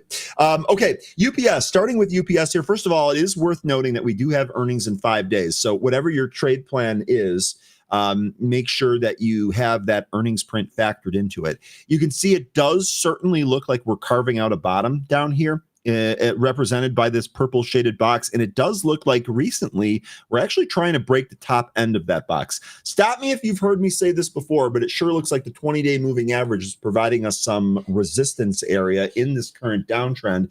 And this is going to be one of those spots that we need to take out. Big breakout spot here, got to be this $100 level. That lines up nicely with the round. Oh, yes. Say again? Oh, yes. That round psychological level sure looks like that's going to come in place. 13, I know you watch this one a lot. What do you think here on UPS? Oh, I own the UPS. This is going to be a long-term hold for me. $100 is the level I've been watching for a breakout, because I think we're seeing very similar price action that we were getting with EIX. And I don't remember exactly what the level was for that. I think it was something like 53, but I was talking about when EIX was starting to put a bottom in, I was like, we need to get past, I think it was 53. We need to get past that particular level. And once we do, it's going to start trading better. I think the same could be said for UPS. Once we start getting back into that $100 to triple digits, I think it'll start trading better. I think that this might have been 54. 54? But nonetheless, I mean, that's the same thing. You're right here on that. Okay, let me go back to UPS. Also, we did have some news here today on UPS. UPS to acquire Andrew and Lauer Healthcare Group for $1.6 billion, strengthening its global offerings in complex healthcare logistics. Mm-hmm. Okay, $1.6 billion acquisition. That might be why the stock's down here. What do you make of this? Transporting pharmaceuticals, materials, things of that nature. I think that's the play here. They don't have Amazon really as a big customer anymore, but that's okay because they weren't really having great margins with them. I think this is a move that's going to also help not only grow their company, but also improve their margins. This doesn't close until the second half of this year, so we'll see what kind of regulatory hurdles this has to go through. Ultimately, I think this is going to be, good for the company, but we're probably not going to see any, financial results from this until, much later, like, sometime later in 26. Okay. Good stuff there. Jay, this kind of surprised me. Jay says, I'd rather buy UPS higher than trying to catch the bottom. Okay. Trying to catch the bottom. This is just part of the process. If you like a stock and you don't want to pay so much for it, and then it's going to come down. We've been talking about this coming down for a while, and it has been. I like to buy into the weakness and sell into the strength. But we each have our own trading plans. That's what mine is. I like to buy it when it's cheap. Not necessarily trying to catch the bottom. That's not the business I'm in. But I do like it when they're cheap and under $100. I think this is a pretty good price for UPS. Yeah. We talk a lot about kind of, confirming that the bottom is in and all of that. So that's kind of what I'd like to focus on here. Jay, if you'd rather buy it UPS higher, what is it that you need to see? Is it a specific price level? Is it a moving average that gets taken out? Is it the pitch of the moving average lines, RSI, some other indicator that maybe I'm not mentioning? Let me know what it is that you'd want to see to really be like, you know what, the bottom's in. I feel better owning UPS here. I am definitely interested in that. Lol, buy high, sell low. Let's try not to do that. No, we don't want to do that. Unless you're shorting. Let's try not to do that. Good morning, Mike. Who else did I miss? Barry, good morning. Bernhard, good morning. Jane, good morning. Great to see a whole bunch of you. Chopped Coop, good morning. Ed wants to take a look at Nike. Okay, moving averages. All right, so Jay, you'd like to see it above some moving averages. I would imagine the 20, maybe also the 50 as well. Let me know. That makes some sense to me. I totally get that. Okay, we do have some more stocks to go through here. I'm going to start with Angelica. Could you please, God, you asked so nicely, Angelica. Yes, I would be happy to do that. Could you please give me some feedback on Mongo database, ticker MDB? Do you think there's a good chance for it to go up? Okay. Well, first of all, we actually use MongoDB, or we did. I think we still do. We use MongoDB here for some Benzinga services. It's one of the products or vendors that I don't hear people complaining about. That's just kind of an anecdotal aside. Looking at the chart here, this actually looks like it's at a pretty significant support area, doesn't it? Looks like it did a really good job holding 150 here. First of all, the one thing that I would say just right off the top here, I would use this as a stop. If I were trading it right here, if I were to initiate a new position right here, I would stop against these lows. I like that it's finding. It looks like there's a potential double bottom that's happened here down the low 140s. After it's because there was consolidation back from 2019 to 2020. In the range of about 98 to 180, and in the middle of that you have about 140. Where the price is finding support. It's done that twice now. I don't know that we're going to start to see a turnaround in this yet, but one thing that I do like, and I don't know how if this is the first time it's actually done it, but I think they just their last quarter they reported was their first profitable quarter. And I don't know if that's the case or not, because I'm only going back, a couple of years. But I was looking at an annual income statement. It showed they were operating at a loss this entire time, and they had just had a positive quarter. So maybe they are going to start to turn things around. I don't know. I'd have to look into this some more. But as far as the chart goes, I'd like to see maybe a break of this downtrend that we're in, and it might take some time for that to break, because when you look at the high. From November of 21, and you draw a trend line from there through the high of February of 24, we're pretty far away from breaking that. So it's got a long road to recovery. But I think one of the first things you want to see is just to recapture this 20-day SMA, which it has been suppressing the price ever since it fell. It lost it back in February. So that would be the first thing I'd be watching for, is a recapture of and hold above the 20-day SMA. Yeah, I'm with you on that entirely. I also think that this 210 level is going to be next. First of all, you've got the 50-day right around there, and then you also have a gap in this chart from 210-ish all the way up to like 250, just a monster size gap in there. So here's the other thing, Angelica, this is one thing that I would kind of watch. I've been doing this more and more when I'm starting to see the formation of some of these chart patterns. Just draw it on the chart and see if the stock trades into it. Here's what I'm looking at here. We have a potential left shoulder here, head, and maybe we're going to have a right shoulder here. That would actually set up for an inverse head and shoulders, and that might also help us confirm a bottom here on MongoDB. I was taking a look at some of the analyst ratings for this. There are a ton of price targets much, much higher than where we're at. On average, 250 to 330. So we're talking like 100 points here. If this thing is anywhere near a bottom, I do think that this probably does have a decent chance to go up. Again, I can't predict the future. I bought an 8-ball to try and help me predict the future, and even that can't get it right sometimes. So I would come up with a plan just in case this doesn't work. I'll come up with a couple of scenarios here, but honestly, I think your patience waiting out this downtrend is gonna pay off. This might be at a bottoming spot here. Jay Channel here saying MDB 2019 to 2025 VR right at that support 145. Yeah, I think that 20-day SMA followed by the 180 level, followed by the 200 level, followed by the 50-day SMA. Those are going to be all your upside resistance areas from here. We start recapturing. I would really be tickled if we got the recapture of the 20-day SMA and held above that. That would be a really good sign. We're in the business of getting 13 tickled, so let's try and do that. Anyway, that's the first thing I'd be looking for. So let's see if we can get several days of closure over that 20-day SMA, and then we can start talking about the next levels up. Izzy, I see that you just tweeted me that you sold the Michael Jordan rookie card from Fleer. That's the one that Big Cat just pulled out of a pack. What did you end up getting for that, if you don't mind me asking? Amanda here is saying, I only trade Mongo database for earnings. Amanda, how do you do that? Do you trade to the upside? I was just looking at the earnings. They beat every time. Look at this earnings history. This is a surprise upside beat on the EPS and revenue every print.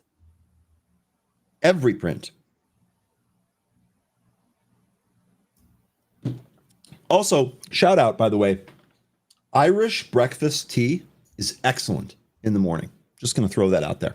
Okay, what else do we want to take a look at here? Is you got 4K for that card? Damn. Wow. Damn. And MJ still getting it done. MJ still getting it done here, 2025. BCTX is moving over its VWAP right now. Xena is undergoing yet another rejection of its VWAP, which is taking it lower. And then CEP, when I was talking about that one earlier, we had just lost that level of support around 18. I think it was 1850. I think that I may have said. We're looking for some support closer to 17 now. Okay. Use broken wing flies to the upside. Okay. He's talking about tea at 8 in the morning. That means he's already burned through the coffee allowance. Well, yeah, the morning coffee allowance. I have an afternoon cup waiting for me at about 11, Amanda. But I loaded myself up on caffeine today. He stays fueled. Draft coming up. I got some golf this afternoon. Yeah, you better believe it.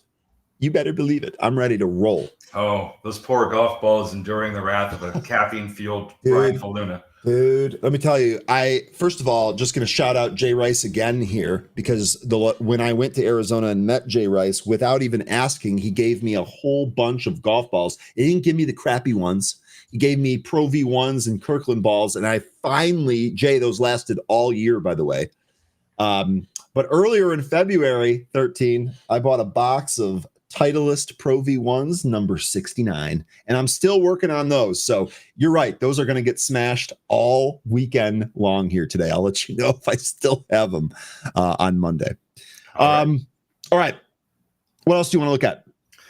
Kathy Austin was mentioning MRVI. Let's see what this is about. Good morning, Kathy. I don't think I've said good morning to you yet. Welcome. It's great to see you again. Here is your MRVI, Maravay Life Sciences. What do they do here real quick? Wow, this is a little guy that actually has coverage. Life Sciences company that provides critical products that drive the development of groundbreaking vaccines, drug therapies, cell and gene therapies, and diagnostics. Okay.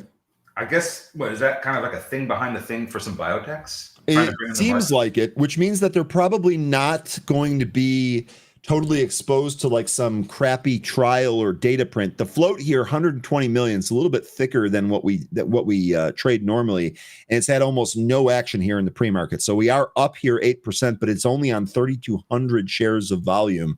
On average, the stock trades 3.3 million, so it should be okay if we open up here. But I'd like to see some volume increase in this. Yeah, this doesn't seem like it's profitable at all, but it has a lot of cash, so don't see any potential raise happening anytime soon. I could see a scenario where this may end up doing a reverse split if it falls under $1. The float is quite large, 120 million shares. So there's always that possibility in the distant future of that happening if the price of it continues to drift lower. Okay. Highest short interest this company's ever had as of late, over 10% now with 3 days to cover. Okay. Real quick here. Sorry, I was just answering another question here. Let me catch up here real quick. Amanda's asking, Smoke Tuna, do you use the MongoDB products like I do? Smoke Tuna saying, no, I don't. I use Oracle and Postgres. Oracle Postgres. I don't even know what that is. Damn. Jay Rice saying, Ryan, I have hundreds of Pro V1s with your name on them. Hundreds? Okay. I'll take them. Maybe ship them so I don't have to carry hundreds of golf balls on an airplane. That would be something. But that's awesome. I'll take Pro V1s all the time. What else did I miss here? What are you looking for here with FAMI, Smoke Tuna? Are you looking for a gap fill? What's happening here with this one? This one's down. This is a regaining compliance play. It popped on that and went negative. Yeah, I haven't seen any recent news. I don't know what's going on with this one. Farming, what is this? Supplier of agricultural products. Really starting to see a lot of these agricultural. Yeah, we are. Pop up here. Very interesting. AMLP. Jay's asking about AL. This is Illyrian MP ETF. I don't know what this is. Does our weekly guest Tim ever talk about this yield name? No, but would you like me to ask him? I will actually do that here. Maybe, I don't know. Does he cover a lot of ETFs? Because I know he likes the midstreams, but this is a fund. I don't know if that's what he's after. Or if he's I don't know. That's a really good question. Let me ask him though. Okay. Yeah, we'll have to keep an eye on him. Smoke tuna. Russell is also mentioning BCTX. That one's still trying to work its way over VWAP right now. Still think we might get some better volume after we open, which is going to be in about 7 minutes. Let's see. Xena still headed lower. CEP also headed lower. So far, BCTX. Hey, look at Chipotle. Chipotle reported, oh, wow, this happened recently. This was not like this when I first came in this morning. Chipotle Mexican Grill shares are trading lower after the company reported worse than expected Q1 sales results. Looks like the growth really subsided here on Chipotle. That traded down towards 46. We've gone red to green here in the pre-market. What happened? Was there news or anything? Got a lot of price target adjustments here. That's not surprising after the report. And I don't see really, I see maybe one that's got a price target for right where it's at now, but most of them are in the 50s. I wonder if we just get this really stupid move up to some of these price targets, and then it just continues to fade. Smoke tuna mentioning cattle, CADL. Yeah, yeah, that was on the movers list. I skipped over it. Maybe shame on me. Has it gone more now? Nope. Pop yesterday. Here's your news for that. Candle Therapeutics announces an oral presentation of positive phase 3 results in a localized prostate cancer at the conference here. What is this? ASCO 2025. Let me see what that is going to be. That's that same conference, that May 30th to June 3rd in Chicago. Yep. After the company announced the oral presentation of its phase 3 results. Okay, so that's going to be an event to watch for. We could see some of these biotechs move, particularly the oncology ones. So if you have a list of cancer stocks that you're keeping an eye on, maybe it would be worth to see if they are going to be presenting there, or if, that's interesting. Let's keep an eye on that, folks. That ASCO event happening at the end of May, beginning of June. That could provide a number of movers for us. Guac prices coming down. We'll see. Brett saying BCTX, nice stair step on the 15-minute. Jay, some of my coworkers here are like, oh my God, Pro V1s, really? Pretty interesting. Pretty interesting. Good morning, Rustam. Great to see you.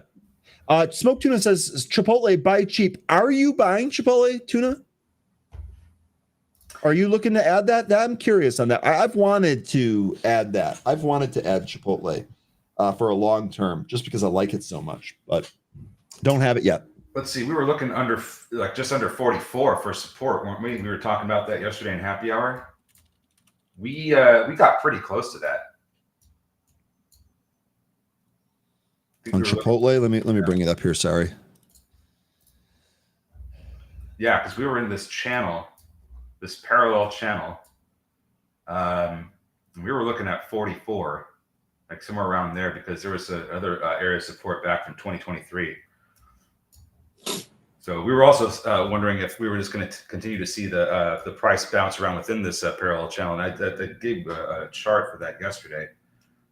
It was really interesting how nice it behaved with the top and bottom lines for the parallel channel. But if we are going to see some recovery here, then we have the 50-day SMA up at 50.72. Real quickly here, Ed saying $18 for a burrito. I'm out. Ed, where on earth is that? I just went to Chipotle a few days ago. I paid $8.92 for my burrito. That's probably like California or New York.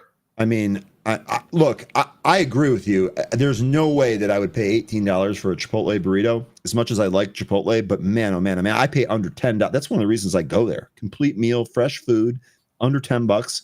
Parker, good morning, Parker. It's great to see you again here. Chipotle, come on, Ryan, speak. Chipotle in at 47. Do you have a price target on that? You're actually doing pretty well, 2.5 points. That's not bad at all. That's not bad at all. And if this starts going back up into the 50s, he's going to be doing very well. Lion, where are you looking for entry? Because I'm liking just around 44 or a little bit lower. Shane wants it for about $10. Well, hold on. Let's see. What's the multiples at? Yeah. Oh, still really high. So I think Jay's pretty much correct again here. That's still a pretty high multiple. Well, I think are you talking about Jay Rice here? I think he was saying $10 here. I think he's talking about the cost of the Chipotle burrito.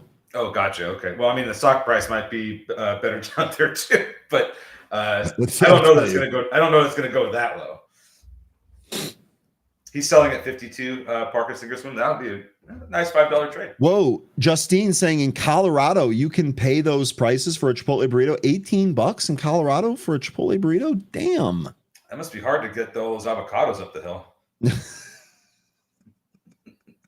I'm sorry. That was pretty good and unexpected. Parker saying his target here on Chipotle is 52. Good Lord. Parker, if this continues, you might get that today. That's a $5 win. And that'd be a really good trade. I hope it works out for you. I think it might. Oh man. You guys, my burrito from Chipotle is around $11.50 with the extra chicken. Yeah, that sounds about right. Steve, seems about the same as me. James here saying depends on what you get on it, but $15. My goodness. Okay. How much time? We got less than a minute. We're ready to go. Yeah, we got 10 seconds actually. Let's do this. Okay. So we're looking at BCTX, Xena, CEP. We also took a look at CADL and Mera. Let's see what we get out of these. Here we go.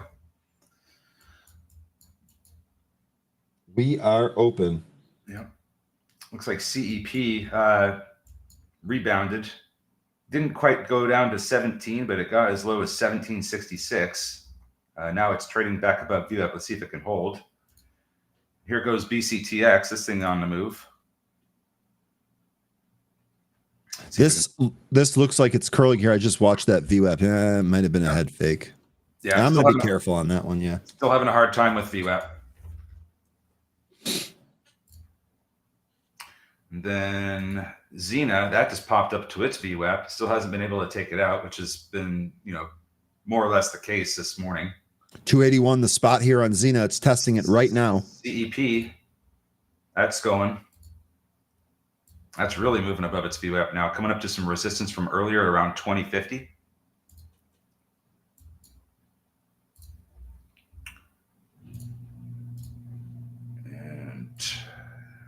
Still waiting for Xena if it's going to break over VWAP or not. Kind of going back and forth. What's cattle doing? Cattle trying to get back up to VWAP. Cero getting mentioned here by a number of folks here in the chat. Good eye. Cero 107. This is ripping. Wow. This was a penny stock now in dollar territory. Was there news on this? Yep. Yes, sure was. Cero Therapeutic Holdings Sarah Cannon Research Institute is a key clinical trial site for phase 1 clinical trial of one of its acute drugs for myeloid leukemia. And another biotech, I guess leukemia and cancer are not the same, but still going. Pony is popping. That was one from yesterday, wasn't it? Pony pop? Yeah, Pony AI. This moved yesterday. It's moving again here today. This is on the LiDAR for AI robotaxis. BCT. Oh, wow. Love coming back. We talked about this last night on the happy hour here. They had poor earnings. They are red to green move here on LUV. That might be a shortable move. Yeah, now that I think about it. I don't know that I necessarily like airlines right now. Me either. Okay, so it looks like CEP might have had its move for now, but let's see if it can keep going. It's got a hold above VWAP. Xena still unable to recapture its VWAP. BCTX just really just going low. After this, sorry, go ahead. Sorry, no, go ahead. No, just after this, the next attempt to get above VWAP, it's just heading lower.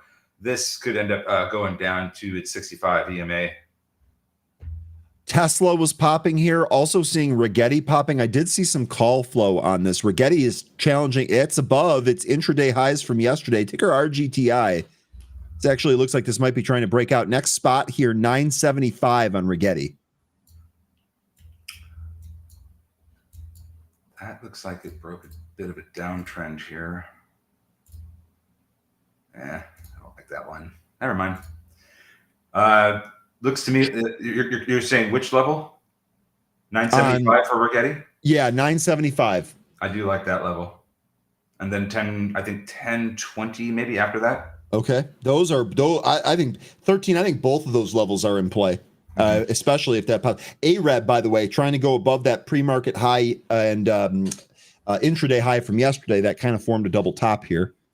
That's popping and trying to go. Watch this $4 spot. Yep. Do you see the wall of sellers there? Let me put that in my other chart here. Yes, I do. Yeah. That one is actually visible. But here we're going to go up and challenge it, I think. We challenge. I don't know about taking it out, but it's certainly looks like we're headed up there. And there's also a little bit of a cluster of sellers at 395. We did run into them just a moment ago. That's why the price, the high for the day is 394. So we'll get through that, and then we'll see what happens when we hit $4. It's going to need a large amount of volume to chew through all of that.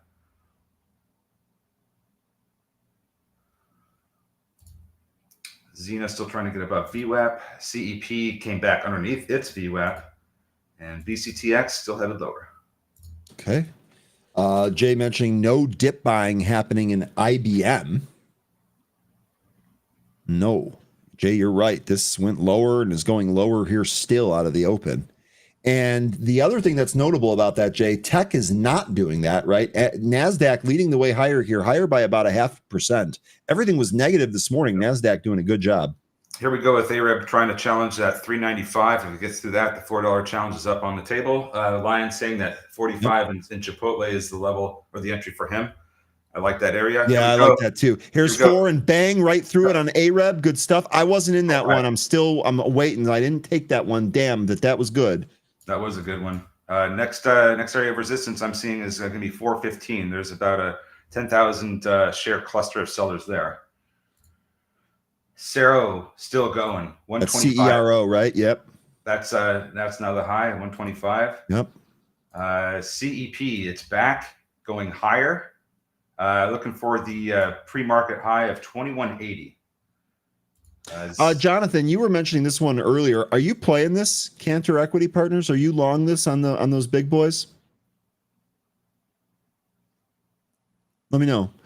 So Chipotle is still going here. Looks like 50 prints. Boy, Parker, I hope you get your trade today, dude. That'd be awesome. Yeah, that would be so awesome. Rustam here mentioning Neo. Finally, look at this. Let's go, Rustam. Man, I'll tell you what. If this market looks to be trying to show us some strength here today. CEP ripping. Neo above 4 now. Here, let me go back to CEP. New highs, broke the pre-market high I had just mentioned a moment ago. What a huge move in CEP. So maybe you can answer that question now, whoever you were talking to, Ryan. Whoever you were asking that question about CEP, I think you can get your answer now after it just hit 22 exactly. Well there done. You go. And Cero still going higher, 129 now, the new high for that one. Rigetti, 954 is the high. It's pulling off of that now, but getting support from VWAP. Xena, that's now going lower after another VWAP rejection. And BCTX kind of hanging out here around 880. Freeport McMoran, FCX at highs here today. They had earnings this morning. They're up 3% on the back of those earnings. Fantastic. Inline sales beat. Fantastic. Actually, I still have a small piece of those May calls, but I don't think that's gonna. Those were 50. Yeah, I think that's too far away. I think that's too far away. 13. No worries. FCX is a great trade. I know. Sometimes I get bailed out of these, but not the case here.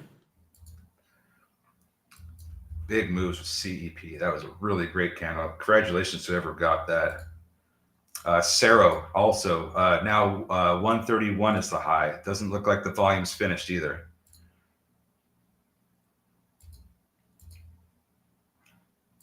You folks are catching some winners today. Yes, we are. Do we trade and how is mentioning Soundhound that's heading north.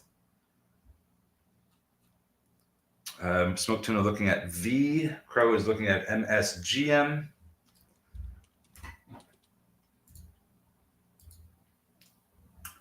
Where does FCX end up going today? Looks like I see some resistance in FCX coming in at about 36.75. It's about where the 65 EMA is. Not saying that we're going to turn around and go lower there, but that would be an area that we need to see a good amount of volume to get through. And it likely will, but just be ready for that if it doesn't.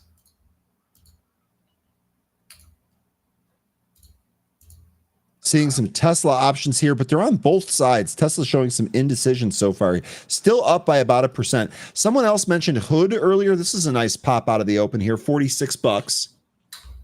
All of the space plays are green. What is Bitcoin looking like? Okay, so that's, I mean, it's lower than it was today, yesterday, but it's still, you know, on the rise. Might have been putting in some kind of inverse head and shoulders pattern over the past 24 hours. If you want to take a look at a smaller time frame of, is this Bitcoin you're saying? Yeah. Let me go to that Bitcoin chart here. So it kind of looks like it may have a little bit of an inverse. Well, more likely that looks like a double. It could have been a double bottom as well. Maybe not. Yeah. So this is what you're saying right here, here, and here. This is on your 5 minute. Okay. Yeah. So it's. I mean, it's a good looking recovery. Just need to get above 93,100. I think it's probably call it even 93,000. That area was kind of the breakdown area yesterday, just before midnight. Yeah, this 94.5 might be the next upside spot. I think for this to really kind of remain bullish, we want this to hold above 90K. Mm-hmm. Interesting move there on Bitcoin. Looks like Cero is still getting support. Oh, it just lost it. It was just getting support from VWAP, and now we're falling down. Looks like looks like we're also getting some lower prints here with BCTX and some lower prints with Xena. Xena might find some better support closer to 250. CADL is trying to hold above VWAP. The volume is kind of disappearing. Looked like it on my chart here. It looks like it got straight up rejected at that VWAP. Shauna, try refreshing your browser. So there is going to be a delay, but it might be an even longer delay unless you refresh your browser. That might help. We are definitely live, and we have no additional settings adding a delay. So any delay that you see is latency based, and you can likely resolve that with a refresh. AREV new highs, 422 now.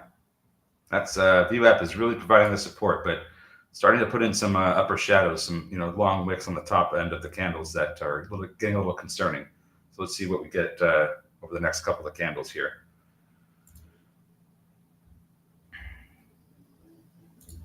And then what else is looking good here? CEP with some more moves. It did hit a high of 2230, came back in, but it hasn't lost VWAP yet. So as long as it continues to hold above VWAP, there's still potential for more upside. And AREV is still doing that as well. Sorry, go ahead. I was just going to say, I'm almost wondering here if we can pop 22. That would be incredible. Ionic is surging.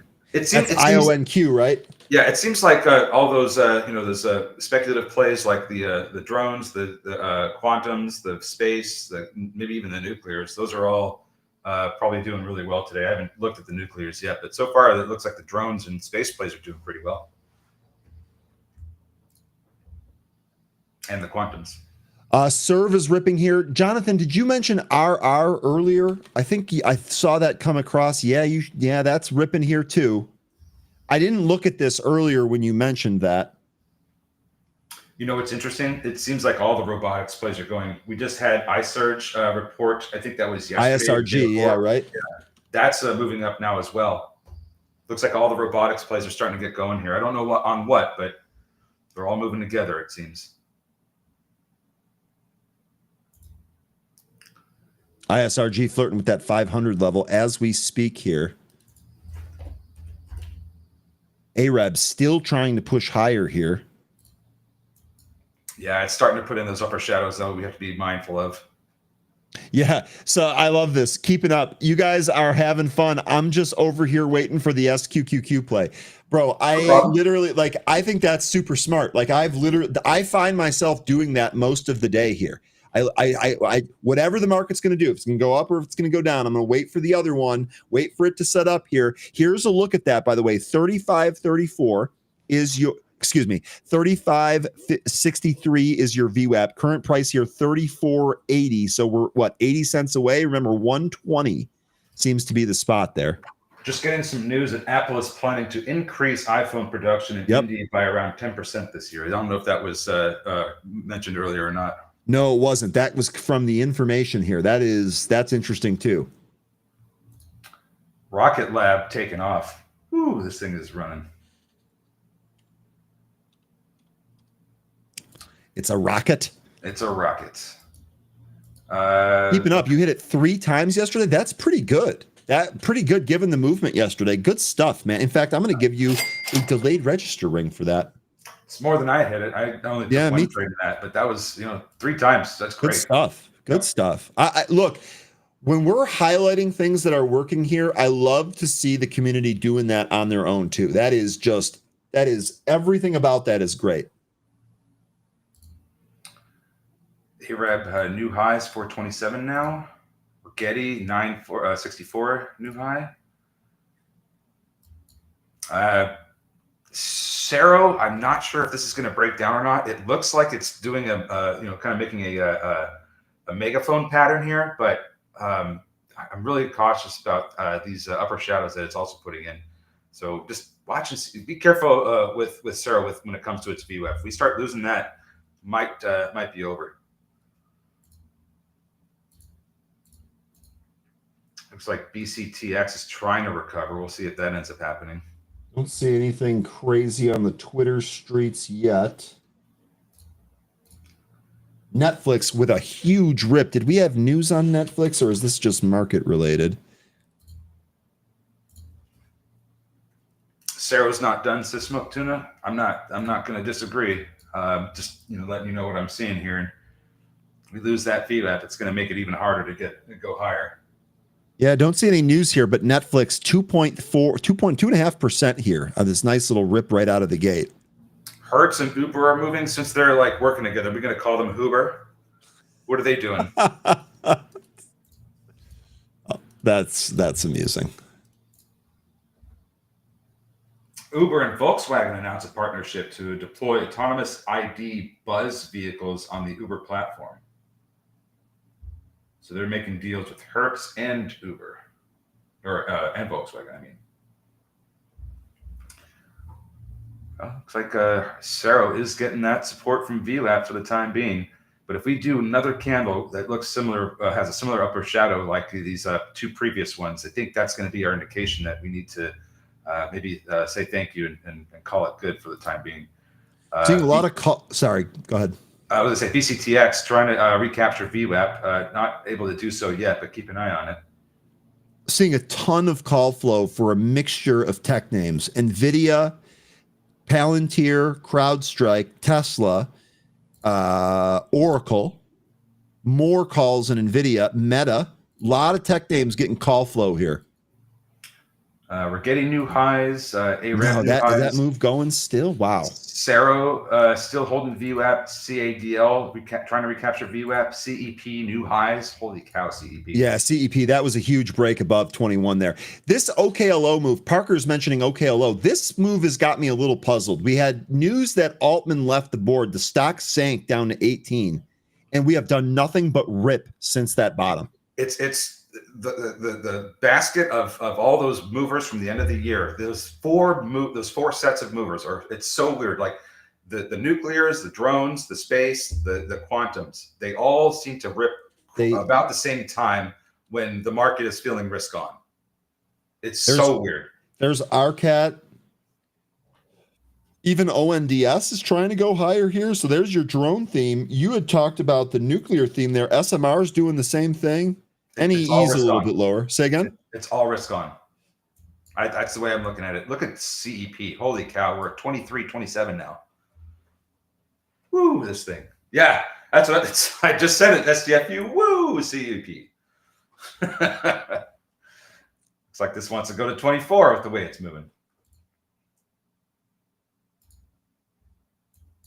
SMR doing the same thing. Parker's on that.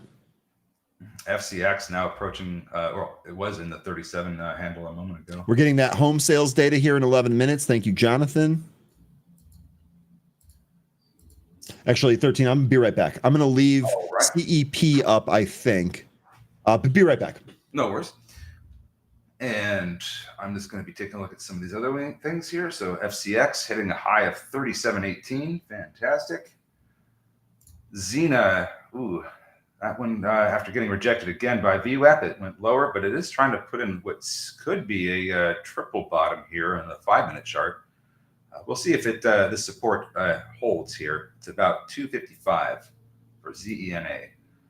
CEP, meanwhile, continuing to print new highs. 23.72 is the current one. CADL, it's still doing a lot of sideways price action, but it keeps going over and under the VWAP. So if you're able to trade that oscillation, great job. You're making money. And what else do we have going on here? What else should I take a look at, folks? You're just worried about CEP is going to pull back. Yeah, so put a stop on it. Make sure you have yourself protected. There's, I think it just hit 24, didn't it? Nope, 23.90 was the high. Pretty close though. But if you feel like this is going to start to go south on you, just raise your stop or maybe exit a little bit. I don't need to tell you how to trade. You've been doing this probably longer than I have. But it looks like we are getting a little bit of a red candle here. Now, what could end up happening is we may get about 10 or 15 minutes of some trading down before it makes its next impulse move up. That's always a possibility that could happen. But don't be afraid to take gains in these things because that's a really nice move in CEP. Rigetti looking like that wants to try and put in another high of the day. BCTX still drifting lower after a VWAP test. FCX looking to take out 37.18. You want to go in Lunar? What's the best price? It's a company that can't land its aircraft on the moon. I'm not sure exactly what the best price for entry is. All I know is that they do have another launch in October where they're going to try this lander again. Let's take a look at a chart though, and I'll see what I can tell you. One of the things that's been working for me when I was trading Lunar is just have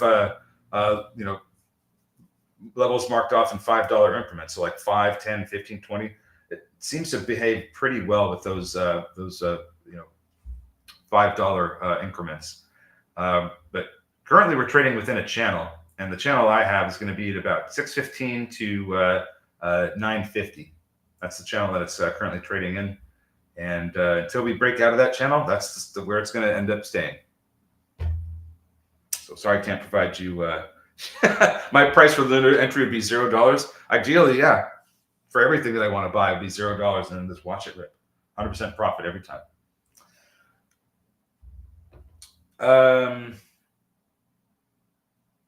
Bought Swin at 7 2 days ago. Any takes on INTC? Earnings after hours today. Well, it has been going on a bit of a move up, hasn't it? Getting back over 20.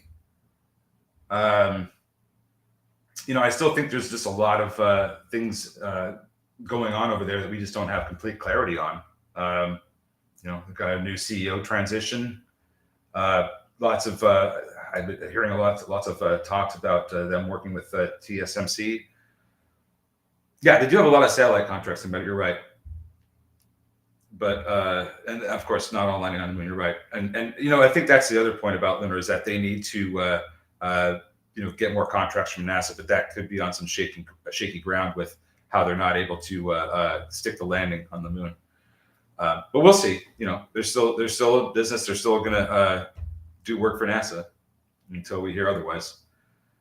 Thank you, producer, for the info on Intel.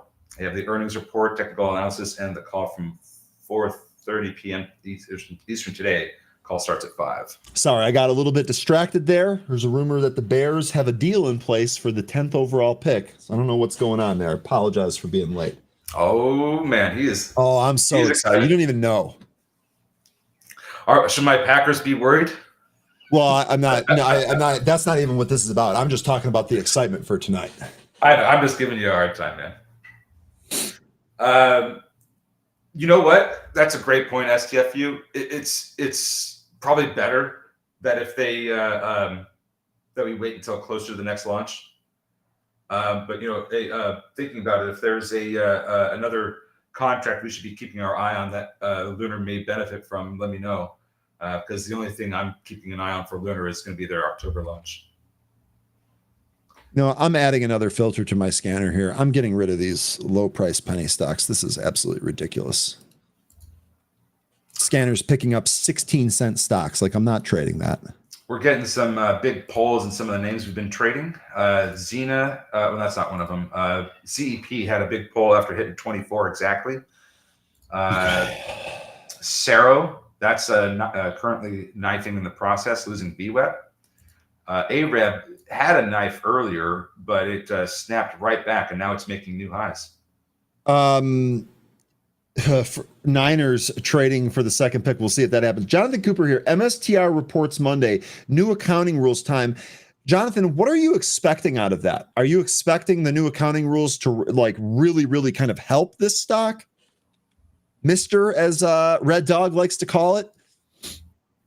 What are you expecting out? I'm not sure what to expect out. I know we've kind of talked about it before. Probably going to be bullish. This actually flashing a red-green move. Daniel, pennies are people too. Daniel, I'm sorry. I'm not trying to offend anybody. That's pretty funny. Learn with Moses. What's been working for us with the SQQQ and TQQQ hasn't necessarily been trend lines as much as it's been distance away from VWAP. What's been working for me, and I don't want to speak for him, but I think it's been working for Ryan as well, is whenever the TQQQ approaches or gets to $1.50 away from the VWAP, when it's trading down, that's typically the best time to start going long on the TQQQ because it's going to reverse. Similarly, when it comes to the SQQQ, you want to see a downside move away from the VWAP from about $1.15 to $1.25 before you start going long on the SQQQ. That typically has been working out for us pretty much the entirety of this month.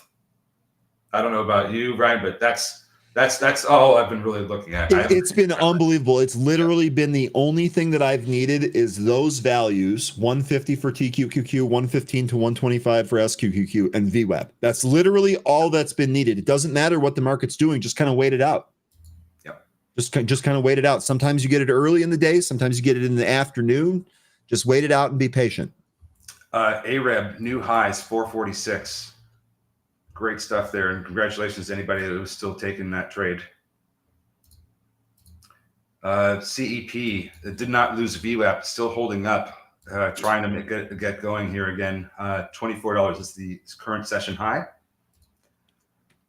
Xena still sideways. I feel like this one could end up losing the 250 support that it's been getting so far this morning. Need to see better volume in this one. It was unfortunate because I like the news on Xena. I thought that was pretty interesting. Pennies are people too.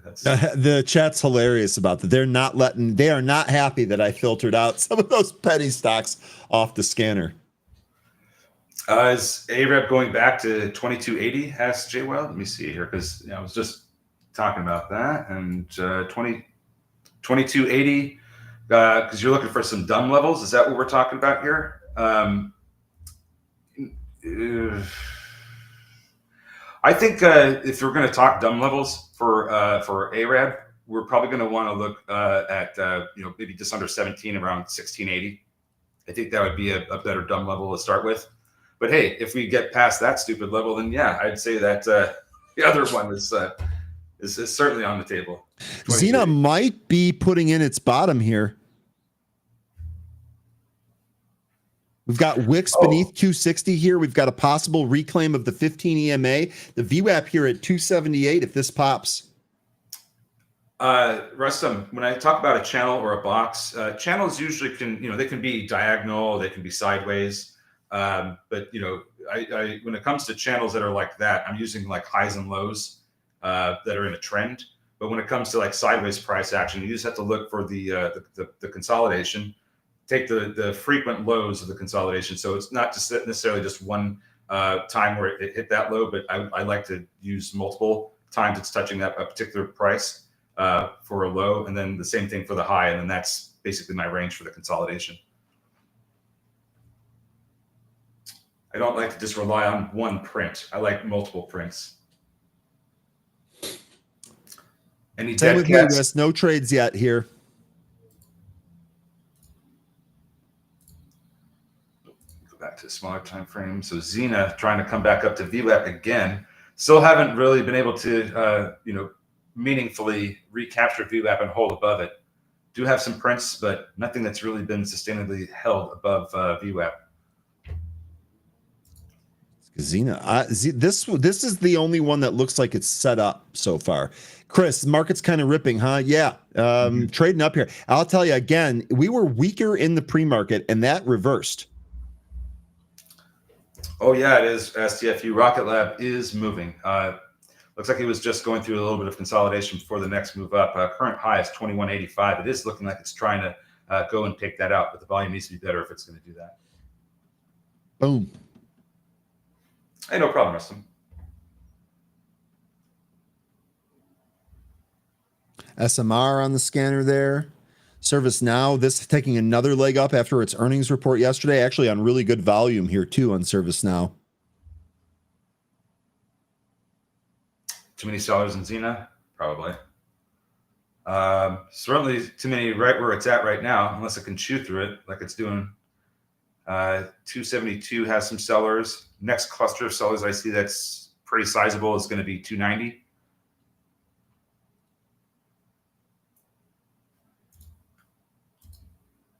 Looks like CADL finally made it over its VWAP. Let's see if it can hold above it. AREB with a high of 452. Rigetti trying to put in another high. Current high is 969.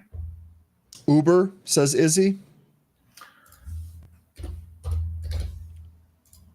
That's up almost 3%. We're coming up to, not quite actually. I was going to say we're coming up to the highs from yesterday, but still have a bit of a ways to go.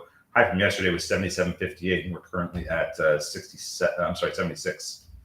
Have a good day at your real job, Amanda. Steve asking, do you think the movement is the durable goods print? I don't think so.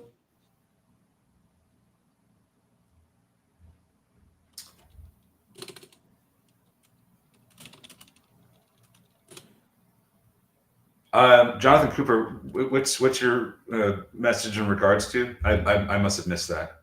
Which one? He's talking about the net list been winning all the trials so far. Regarding which, I'm sorry, we talked about a lot of stuff. Sorry, I'm have to request you narrow it down for me. CEP is ripping. It's certainly coming off its VWAP again and approaching 24. And VWAP stands for volume weighted average price. It's an indicator that all brokers should have. AREB new highs 466. I'll tell you what, that break from that $4 high, that was it. They even back tested that. And here's CEP, which I think it's about to make a new high, or it's going to try. Getting a lot of price action up here near the 24 print. Very spready too. Be careful. Tesla, more new highs here. Robert, you're on that one. Tesla's ripping to the highs here.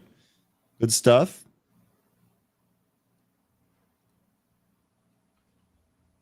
Tesla getting over that trend line. Let's close above that.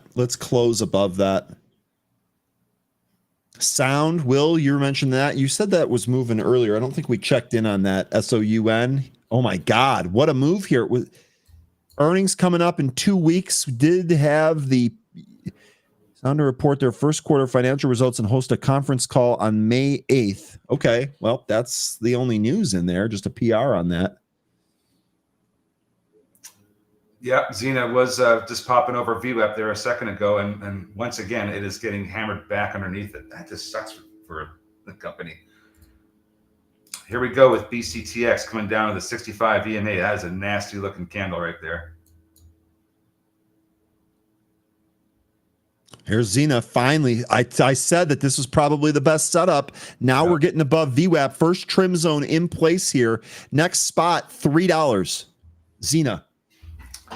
Yeah, 290 has a large amount of sellers there. See if we can take them out. CEP still not able to get above 24 yet. AREB though, that's at 470 now. That's the current high. Really good stuff in AREB. Yeah, no question. Looks like FCX is pulling back after hitting 37.18. Currently trading under its VWAP, but let's see what the next candle gives us. This may just be a brief downturn before the next move up. Needs to get back above that VWAP though. Okay. Looks like Xena is still trying to hold above its VWAP. So Chipotle, off that earlier red-green move, Chipotle looks like it's back testing the unchanged line here. I am seeing some option flow in here. Looks like put flow on Chipotle. Kevin, good to see you this morning. Kevin mentioning Fubo, Fubo. This is Fubo TV. Possible. So what happened yesterday when this was this also like streaming news to Department of Justice? Yeah. Oh, that's right. It was the Disney Fubo TV deal. So this is actually coming back here now. After Bloomberg report that DOJ is probing that deal. Looks like it's maybe trying to reverse that here. Pretty much got everything back. This thing was 304 when it fell away. Getting a mention on CEP. Also, Lion Atlas is mentioning App and Trade Desk. It looks like App is now trading over its 20-day SMA. That's a good sign. Yeah, CEP, new highs. New highs for the session, 24.64 currently. U.S. existing home sales for March, 4.02 million versus the 4.14 million estimate. The prior read was 4.27. Existing home sales month over month for March, minus 5.9 versus the 3% estimate. The prior read was a positive 4.4% read. So home buying here fell a little bit off that recent print. Thank you for the reminder, Kathy. Let's go take a look at that.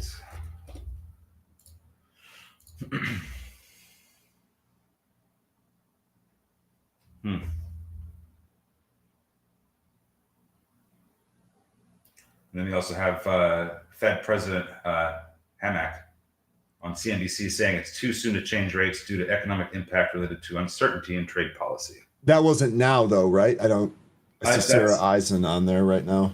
No, that's just something that was reported earlier about an hour ago. Bitcoin trading up here. VIX now under 30 at 27. CEP over 25 and just tearing right now. Let's see if I can identify some stupid levels in this. No, I can't because this thing is. God, this thing is a monster. Yeah, this thing is in blue sky territory. What was this a SPAC? I don't know. This was hanging out around 10 for the longest time. That's usually an indication. It sure was. It is a blank check company. It is exactly what this is. And Jonathan was telling us earlier that there were big players in this one, and that looked to be the right call here. No position for me, but my goodness, is this thing up huge after having a huge day yesterday. I'd have to think that those big players may be ringing the register. I don't know that they're going to stay into this after this run. I mean, usually you see these SPACs after they do this, they do the opposite. This thing was $11 when the market opened yesterday. It's 25 here today. Fed's Waller is speaking right now. That might be one of the reasons why SPY is heading higher. Meta call flows happening here. Actually, looks like 535 would be a breakout spot there. Market looks like that's still trying to go for the 545 level that we couldn't take out yesterday. CEP 26 handle and climbing. That's just unbelievable.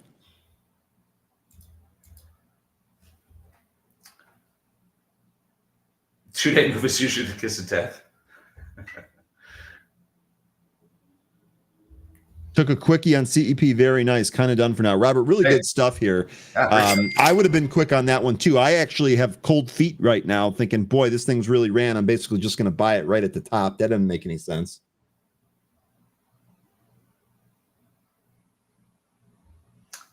Yeah, this is not one to chase. You might be able to scalp it, but I just wouldn't chase it. You have no frame of reference up here because this is all new prints for the company. Look at 27 coming up here. Just hit 26. Option Mike and a few others do a daily Twitter call. Everyone was bearish. Well, the market is inflicting that pain, isn't it, Jay? Inflicting that pain. CEP is a crypto fund. Crypto also trading up here today. Yep, still not up to the. We just had a big impulse move in Bitcoin a second ago. Yeah, we sure did. Robert, my feet are a bit chilly today. Hey, good on you though. Good on you for hitting it. Really good stuff there. Really good stuff there. I don't really have anything great at the moment. No, I think it's okay to be a little bit patient. Yeah. Got about 20 minutes before volume starts to evaporate. Is this what you want to take a look at? KWE? What is this? Let's take a look at KWE. Can you please take a look at ticker KWE? Went up 2,900%, it says, but by the number, I'm not seeing that. What's going on there? I see it. It's up. This has got to be a split. It was a like a 30-cent stock before this move. Yeah, this is a 1 for 21 reverse split. So this percentage here is incorrect. Oh, gotcha. Okay. Looks like Xena is starting to get some volume. Got to get through that 290 handle, or not handle, that 290 level where there's all these sellers at. Yeah, is Care Solutions. Nothing to be confused about here. This did a 1 for 21 split effective this morning. It's not updated, so the price is showing that it's up $6. It's not. This is just a reverse split. There's nothing crazy going on here. There's nothing worth mentioning here. Let me report this here. This is probably not part of the automated split calendar, but appreciate you bringing this up. There's nothing crazy going on here. Look at CEP still going now, 27.72. I don't know where the this stops. I really don't. Hey, Needham. Cero is not done. It's got to get back above VWAP. That's all I'll say on that. I'm not saying it's done either, but it is going sideways. It did lose VWAP after making a run for 142. Got to get above VWAP. Number one. CEP 28 now. Sorry, let me take care of this here real quick. 13. Sure. So let's just start guessing where CEP goes. Maybe 30. I don't know. We are getting some pullback from AREB finally after hitting a high of 479. That is up over $1.10 from the open.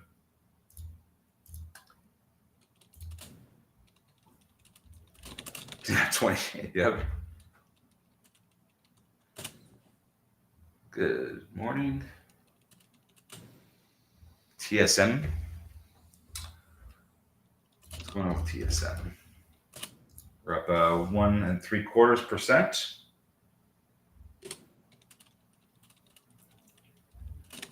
It is a bit of a rip, but I think that's kind of the sector right now, isn't it? Are we getting some pretty good moves in the sector? Here's your Cero testing that VWAP, so that might see a move over it.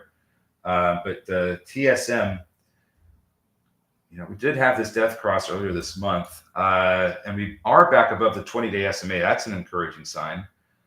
Let's see if it can get if it can hold above that for just a little bit longer, a few more days. CEP going for 30 right now. I feel terrible that I missed this. This is unbelievable. What a move. STFU, really good stuff. Yeah, you're doing great. STFU. Really good stuff. Should have just taken this with you. Should have just grabbed some of this. Damn. I don't want to risk that. I feel like I would have been breaking my rules. Me too. That's why I didn't do it. I'm just saying, right out of the open here. One of the other things here that we were looking at was, hey, if this has some strength, maybe if it moves through 21, I'd even said 21 seems to be the level to break. Well, look what it did, dude. It broke that, back tested it, and then ripped another 8 points. Yeah, but with how spready it is, when the selling starts to kick in, this thing could come down real fast. Yeah. I think it's better that we didn't try it. We did, it did have some good moves. There's going to be others like this. I'm not necessarily disappointed that I, missed this incredible rally, but there's going to be others that we're going to find, and we'll trade those, and we'll win. Looks like CADL is getting back over its VF. Barry the Goat saying CEP is going to 50 by the end of next week. Stated this in the pre-market. I'll tell you what, if that call ends up materializing, that was a monster, Barry. Monster. This right back at 29. This thing is not pulling. It did kind of come off the high there, but it barely pulled back. This thing is going to print 30 here. You're about to have another volume stick eclipse this previous one. Good Lord. Where did you get the info on going to 50 by the end of next week? I was kind of curious what you were reading so that I can take a look at it too. You might have just been charting it. But CEP was a SPAC. It has nothing to chart. Yeah, that's a good point.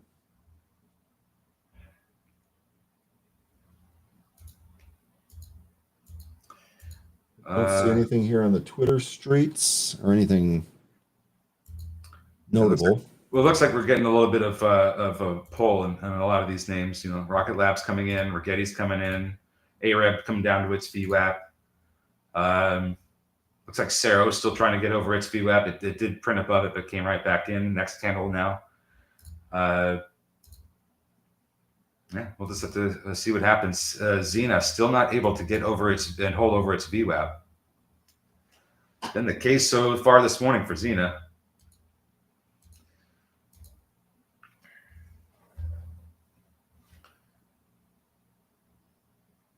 To this form 425 for CEP is just a bunch of screenshots. This is definitely something worth reading. I'll do that here. I'll do that as homework before the draft starts tonight. That's I wouldn't have expected that to be on the chat here earlier this morning. But $27 is a good entry for CEP. That is after it's been rip roaring too. The bulls are gone, as Jay is pointing out here. The bulls and bull, they're gone. Bull coming back in now. Might be turning to bull. Bull. AREB with the big old spike, trying to get over that 479. Don't know if we're going to see that same thing in any of these other ones. Maybe Rigetti. That just had a drop through VWAP, and now it's trying to bounce. Netflix looked like that might be trying to set some more new highs here. You have a new all-time high in it now. There you go. It's a crazy, crazy move. Now, I wonder if we end up not having a recession, how well this does. From here, anyway. It is very... No, Netflix. Netflix. Yeah. I mean, I think Netflix is going to be good. Even I think that's going to be good either way. It's very, very extended, and you look at a daily chart. The RSI is approaching 69. That's we're going to probably see some profit taking in this thing at some point soon. Maybe if it gets to 1100. How about that 27 buy-in? What is it? Is it doing stuff? Did you? I didn't even get to 27. It got close. News on Disney hit. Izzy is saying. Uh-oh. Disney here trading up. Who'd they fire? Jenga and Monopoly maker Hasbro CFO saying cost savings and margin growth will offset tariff impact. That's the most recent news I see. What are you referring to, Izzy? My opinion of Disney is not a high one. Just FYI. The stock does kind of look like it's at a support level here, but I think this company is lost its way completely. They have real content problems. Yeah.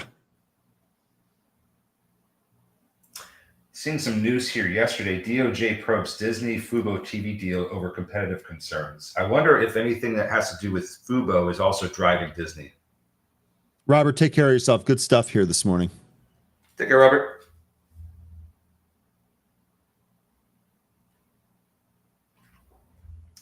Putin's giving a free bottle of Stoli if you move to Moscow. Well, they don't have any money, so that makes sense. And I mean, like, Stoli, like, okay. But you can get Kirkland vodka, which is way better.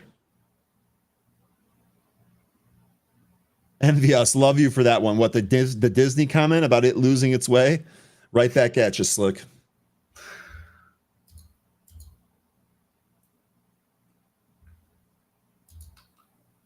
Hey, look. Oh, no. No, but check this out. What? Oh, gosh. It's gone now. So that was very interesting. KWE in the chart here is showing as up, 2,500%. It's not. But in the scanner here, it was showing as up 2%, which I believe is correct from the split adjusted price. So what that means is that the feed from TradingView here, well, the price is correct. The price, I don't know what's going on here. I just saw KWE in the scanner with the correct price, or the correct percent change, excuse me. So it looks like this is just kind of what we were saying here. This is a data issue, but I reported this, so we should at least adjust it on our platform.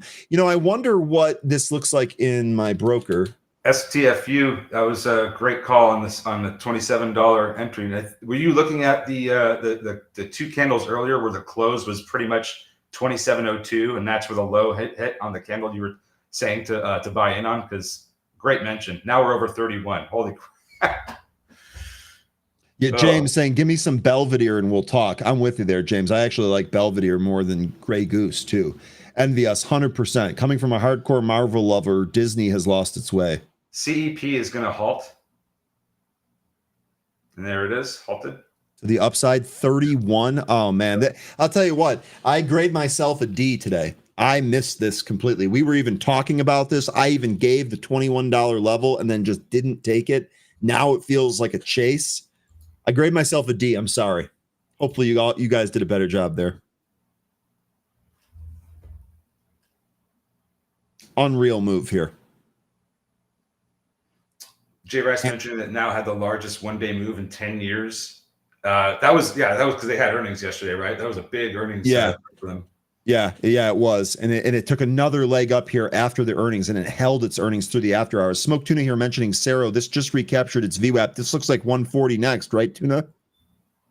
There it is. There's your recap. Yeah, 142. Yeah. Yep. Sideshow, Yakshamash. I think I'm done for the day. Was able to dump a company I was holding for a while for a little bit of profit. There you go. A win is a win, my man. Yeah, great job.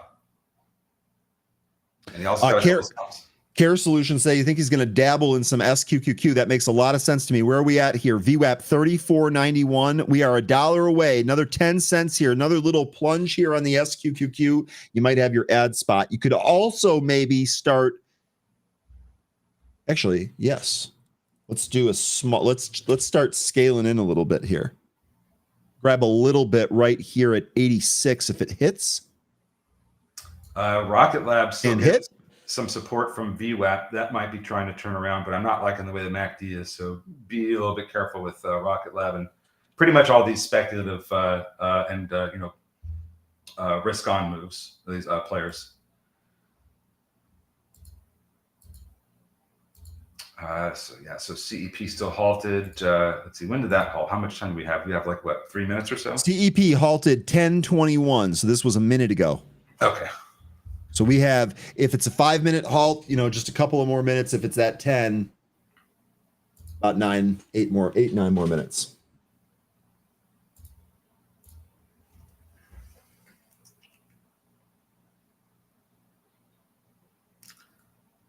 Really, Jonathan? What happened?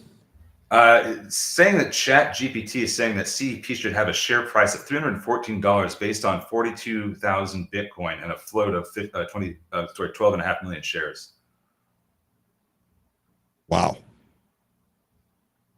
Well, I mean, do you believe that? Well, yes and no, because if the valuations are going to be used to determine the price of the company, then it should be that. But since they don't, I don't know. Yeah. Okay. I don't know if I'm going to buy something up 100% on a Chat GPT recommendation. Here goes That's Sarah. interesting. I'm going to be watching this one. I'm indefinitely. In fact, don't I have a Bitcoin watch list in here? Yep. Sarah's trying to take out these sellers at where the highs were, 140 to 145. It's chewing through it right now, but it's still having a hard time getting through all of them. It's a lot of sellers right there. Okay, we're bouncing here so far in SQQQ. 3386 was that first ad spot. See if it actually bounces here or if it rolls back over. Hellcat saying, Ryan, for the SQQQ level, what time frame are you looking at for the amount from VWAP? I've predominantly, on these intraday charts, I have predominantly been living off of the 5-minute, but I mean, it should be the same on the 1 minute.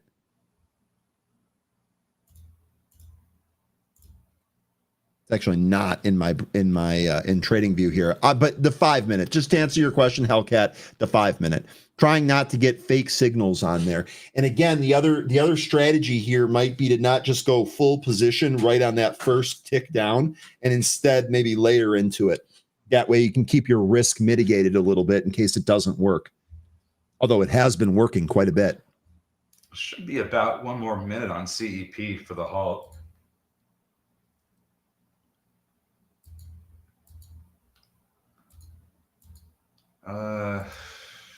Yeah, not really seeing anything I'm interested in taking a trade on, except maybe that SQQQ. That was looking good. You're welcome, Hellcat. SQQQ, we want more than this. VWAP's still at 34.86, so we want almost a full dollar here. It is working so far, but let's see if that continues. AREB not looking too great here. CEP is open and going higher, 33.30 now. There we go. That's just crazy. It is. This is what 34. I'm 34. I'm definitely like upset that I'm not in this one since we talked about it. But congrats to the entire chat. I mean, I'm going to live vicariously through you folks. And 36 all of a sudden. This is probably going to halt again if it keeps doing this. Yep. Well, we hooked one, folks. I think our chat might be on CEP. I see a lot of people talking about it. Yeah, well, this is also like the big mover here today. I mean, just an I know. Monster move. I'm totally having fun. I get it. Big pull here, taking it right under 34. AREB also not looking too great either. This one could get support closer to the 385, 390 if it gets down there. Cerro also unable to get take out the 142 high. Too many sellers up in that area. Took it right back down to VWAP. That's not a great look. If it loses VWAP, this is probably going to end up going under 115. That's Cerro, right? CERO. This was a great tuna call from the launch off the VWAP earlier, but went right to that double top there at 140. Ryan, recalculated based on the 2.7% share of 21 Capital, the price is 106 per share. And that's CEP. Wow. Also, market new highs here. So that SQQQ dropped a little bit here. New highs.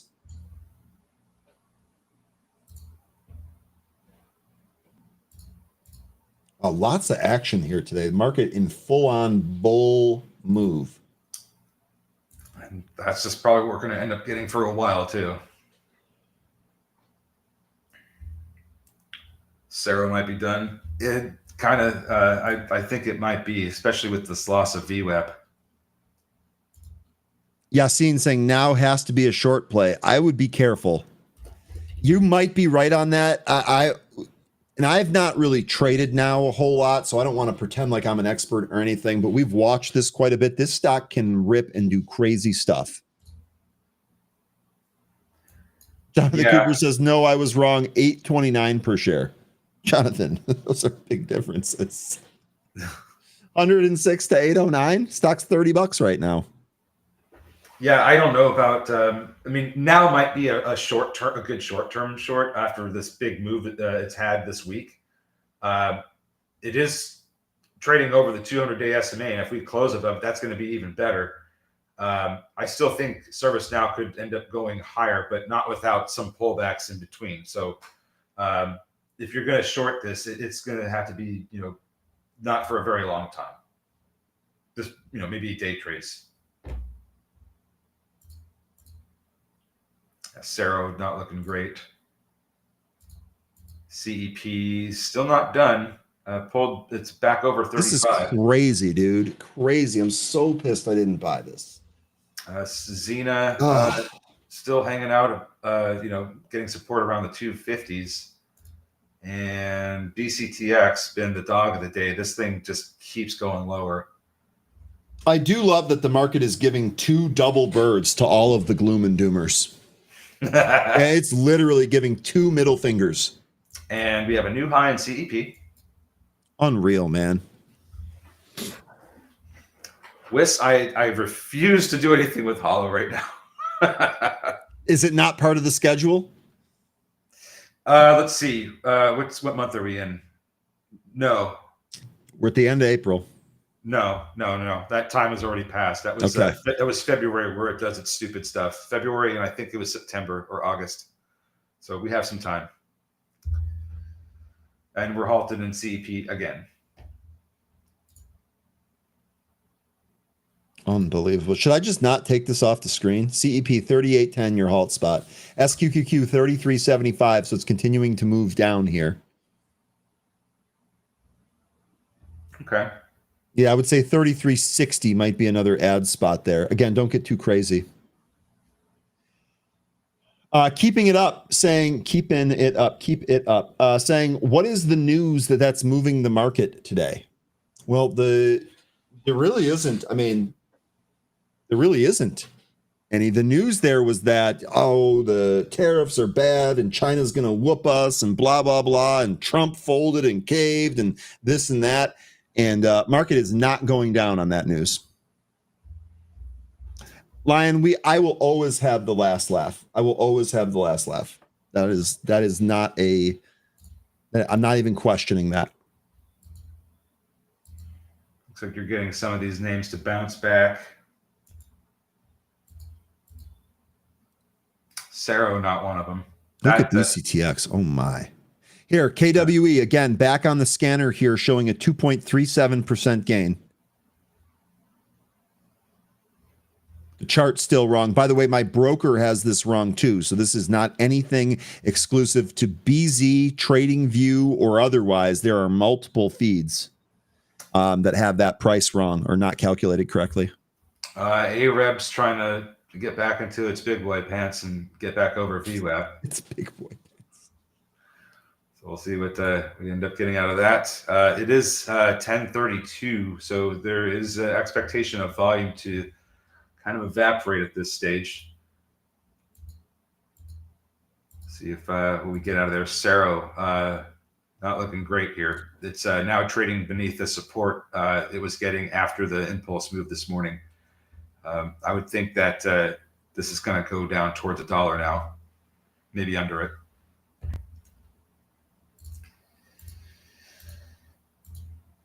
Yeah, this kind of man, this market is really taking off right now. This is not the direction I was thinking it would go this morning, but with the way that news works when Trump's in office, anything that comes out of his mouth moves the market. That's right.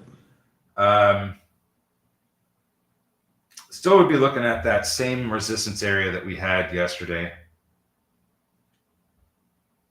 And what kind of volume are we dealing with this morning? That's not a lot of volume. That's not a lot of volume at all. And we're just kind of ripping in this market.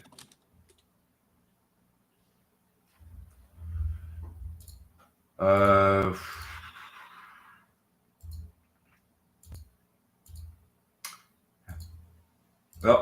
what are you folks seeing? CEP. I hate to be a jerk about it, but CEP is what I'm seeing here today. Oh my God. CEP is on a trading halt because it's volatile. These are circuit breakers that end up triggering when certain conditions are met.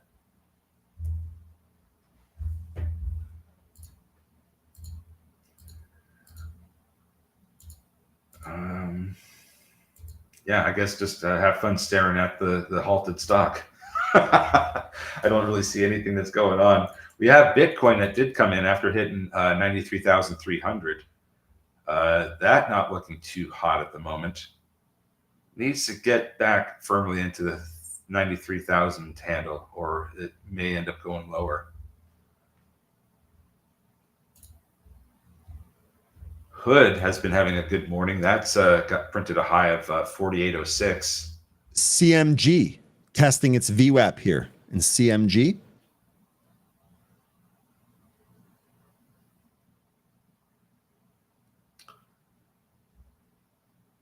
INOD 46 calls going off. Remember, that came down from 50. That's currently sitting mid 30s here. That thing's still doing it's crazy movement is great.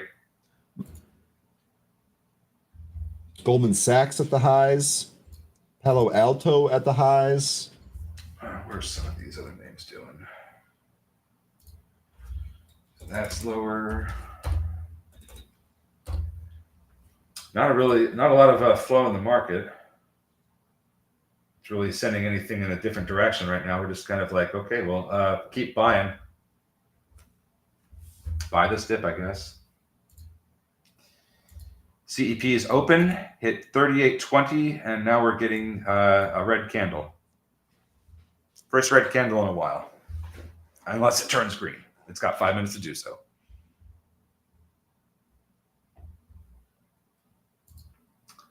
American Rebel, AREB, that's now trying to hold above VWAP.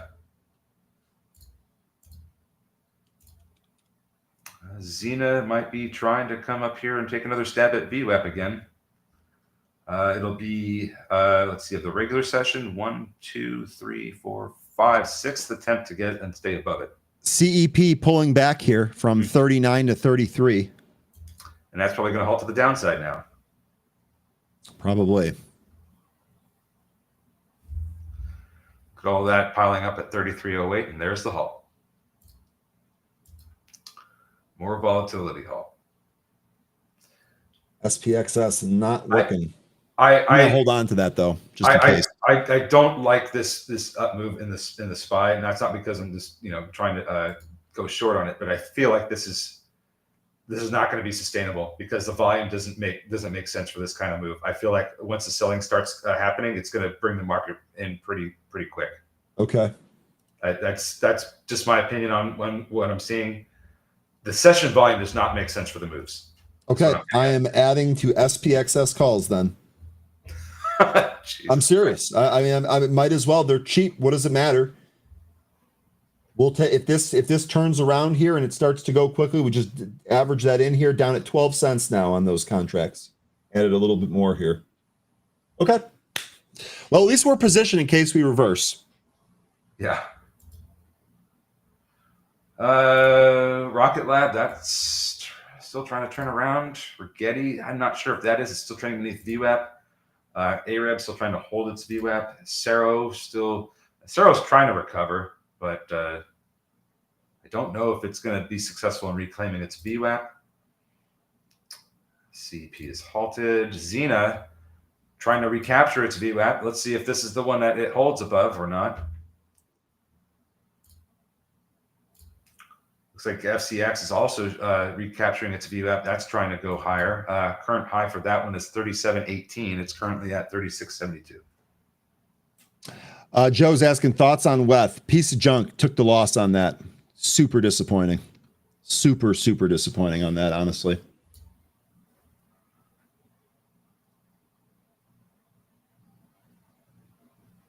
Got to fill on 100 shares short from. Wow, good job, CA Forsman. Xena right at the VWAP again. Yeah. So, I just keep wondering, is this going to be the time where it holds above it? It's just don't like these series of upper shadows. Every time it gets above VWAP, it just comes right back underneath. Need to see a move that holds. I was going to say, so what do you need to see here? Do you need to see this trade above, take out a different level? How do you deal with that? Because I could see it popping up maybe another 5 cents here and then immediately giving it back up again. I want to see multiple closes above the VWAP. We've only had one real close above VWAP in this regular session on the 5-minute chart. That happened at about 10:05. Since then, nothing. Everything's been, even though it's been trading and printing above VWAP, all the closes have been underneath it. That's the only close in the regular session today. Okay. Izzy, yes, added to SPXS calls, setting up for another down move here. Those are next week's calls. So even if that move doesn't happen this week, we'll be all set for next week on that. Those are small and cheap. So if they go to zero, they go to zero. Just added to that. If you look at the SPY, like a smaller time frame, it's starting to look like this is getting weaker. The SPY. Well, what level did we get to? We didn't get to that 545, did we? Because God, man, that would have been. Dude, that would have been so perfect at that. Well, you know what? This isn't over yet. Yeah. So there's one close in Xena over that VWAP. Let's see what we end up getting here with this next candle. Because just like before, if we start closing it beneath VWAP, then we're getting chased out of this one again. But this is looking much better. This may actually be the move we were waiting for. Got to get past 290 where the sellers are. Steve, did you unload any of those yesterday? No. Yesterday was the first buy of those again. Remember, I've been trading these back and forth, and I was selling those out the other day when we were really selling off. What was that, Monday? But no, the ones that I bought yesterday, I didn't buy any more until today. Producer with a really good South Park comment. Also, Xena, it is looking better, but now we have the task of getting over 3. I didn't hear no bell.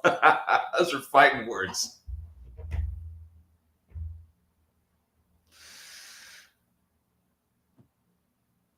It's kind of reading what James is saying here.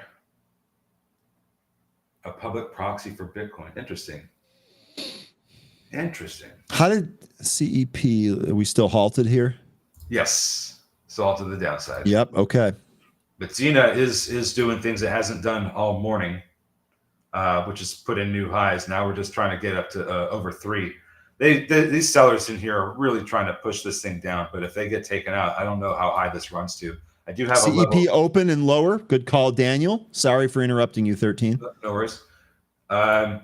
Yeah, so $3 would be the next level I'm watching for with Xena, and I do have another level marked off at 340. That could be resistance. High of the pre-market was 316.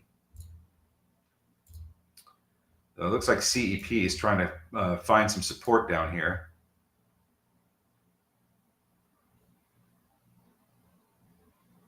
I'm trading vicariously with CA Forsman. He's active. I like it. Since I met Chris, he's always been active. Real active. Market looks like it's reversing here. We'll see if we get that. Yeah. I'm not liking the way that these candles are looking for SPY. The breadth is still green across the board here. SPY, Dow, Qs, Russell, and Nice, all green.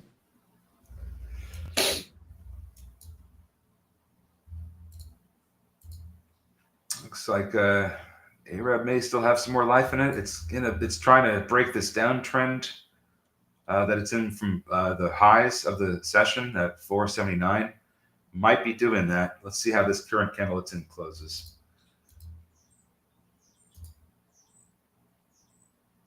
CEP trying to decide if it's going to go higher or not, or turn around.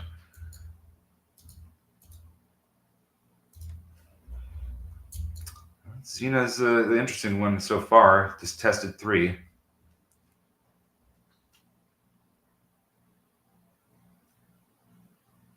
What's the plan showing this pop? I mean, we're just waiting for the market to start reversing, and it looks like it may have begun. Well, I did. So to answer his question directly, I did add to an existing short position that I had. That is XPXS next week 8 calls. Okay, so I didn't just go short SPY. I actually am buying an inverse ETF for it, but I did add on this pop. Yes. So again, calls are cheap here. So if it goes against me and if it keeps raging, it keeps raging. But I've been successful selling those calls at 100, 200 and higher % gains. So I'm going to try it again until it don't work, Anand. Here we go with I mean, SQQQ started going positive here for, well, maybe for some of us, but it's starting to turn around here. That was a big move there in the market relative to what it's been doing this morning.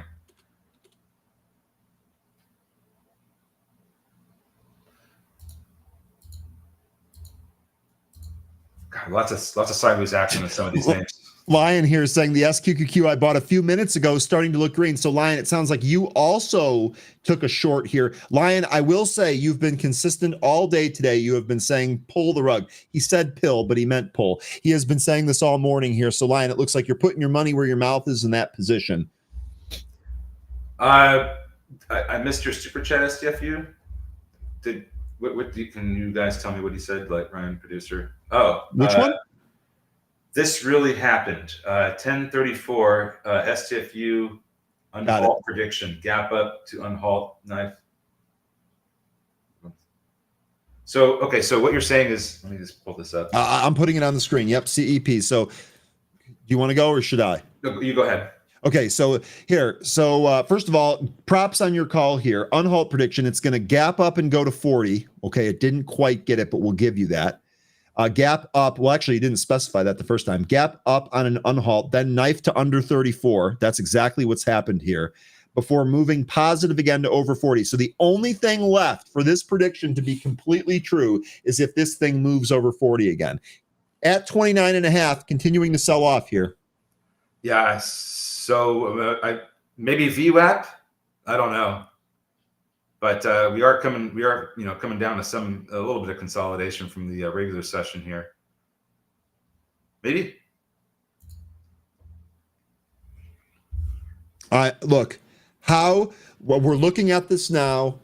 We were just talking about how incredible this was to watch. There were a lot of you folks saying sitting on hands, this and that. How glad are we that we didn't chase CEP at 36 plus? Yeah. Pretty glad. Jeez. Pretty glad.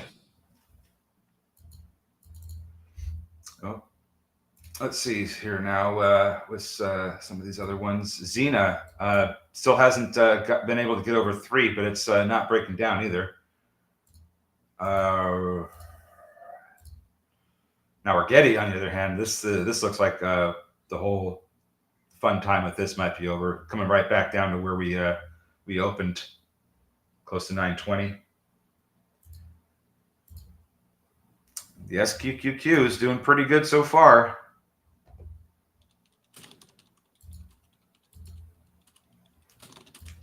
We're getting back over 30 in CEP. We were a second ago. We need to wait for this candle to finish doing its thing, but this could be one of the candles that takes us to the point where it's going to reverse and go to that 40. But we'll see if that even happens. I'm just going to lean on what STFU has to say about this one. He's got CEP dialed in better than I do. Love it. Okay, we're not done, so don't get excited here, but. Actually, SPXS is ticking up. Oh, yes.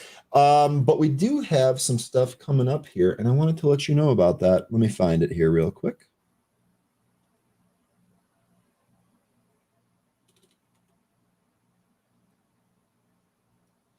All right, coming up next, don't go anywhere. Join us for a can't miss live webinar with Henry Schwartz, the VP of Derivatives Market Intelligence at the CBOE Global Markets. Tell you what, I've actually met those folks at the CBOE, just awesome across the board. They were always good to us and our entire staff when we were able to meet them.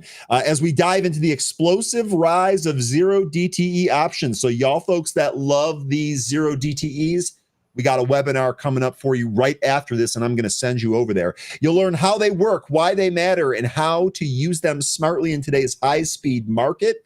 It all kicks off in just a few minutes. Grab your coffee. Stay tuned. We'll see you there right at 11. You don't have to do anything. In 12 minutes, I'm going to send you over there automatically. That should be a good one. I know we're out here talking about SPXS. And again, I just want to reiterate here, when we talk about SQQQ and some of these other ETFs, I actually trade the equity itself. In this, I'm trading calls. All right. So they're short dated calls. They're not zero DTE, but they're short dated calls. But if this is something that you're interested in, these huge potential gains here with the zero DTE stuff, definitely check this webinar out. It's charging its rockets, STFU. Can you give us a T-minus countdown? Which one? What do you think? CEP. You know what? That was a stupid question, 13. You're absolutely right. That was a dumb. I can't even believe I asked that. And here we are turning positive. STFU, you're going to get a massive register ring if this goes to 40. Yeah, you are. I hope it happens, though. We got a hard stop there at 11. So I hope if it does happen here, it happens before the show ends. We have Kathy Austin asking about thoughts on TOI, T-O-I. This is an oncology institute. So here we go with another oncology stock, and this is moving today. It's now up 20%. What is the news here? Announces first quarter earnings release date that's supposed to be happening on May 14th.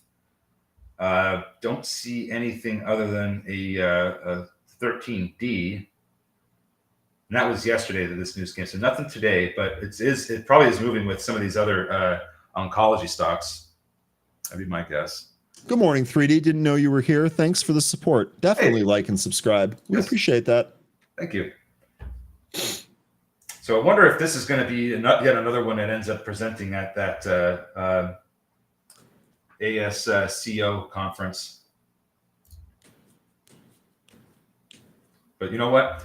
Either way, maybe just put this on your radar. Keep it off to the side just in case it runs with all these other oncology names when that event happens. Look at this move. Yeah.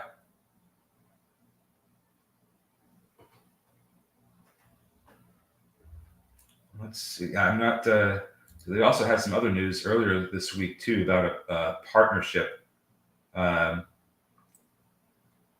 with Helios Clinical Research. That name sounds familiar too. Bowen Acquisition. This was another SPAC here. BOWN. And what was the ticker for that IPO? NPAC. NPAC. Did that open up? Let's see.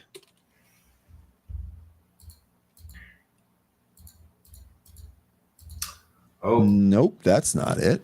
Zena looking pretty interesting here. We may end up, if the volume can increase a little bit more, we may get our break over 3. Looks like the units are open there on NPAC. Maybe TO is a short squeeze. I don't think it is. Doesn't seem like there is a large percent of the float shorted. I'm showing less than 2%.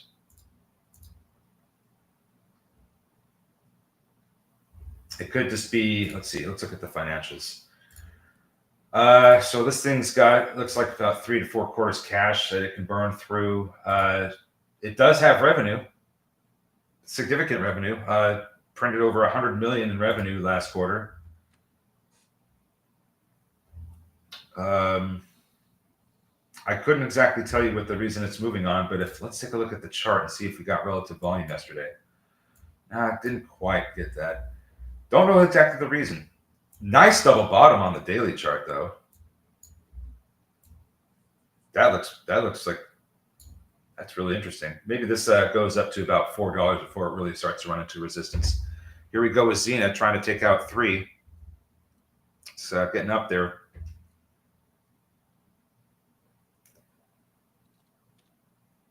CEP could be knifing. Uh-oh. Maybe it's just trying to shake out the weak hands. Let's see. Looked like it did try to bounce there real quick. Mm-hmm. I'm staying away from this. I reiterate.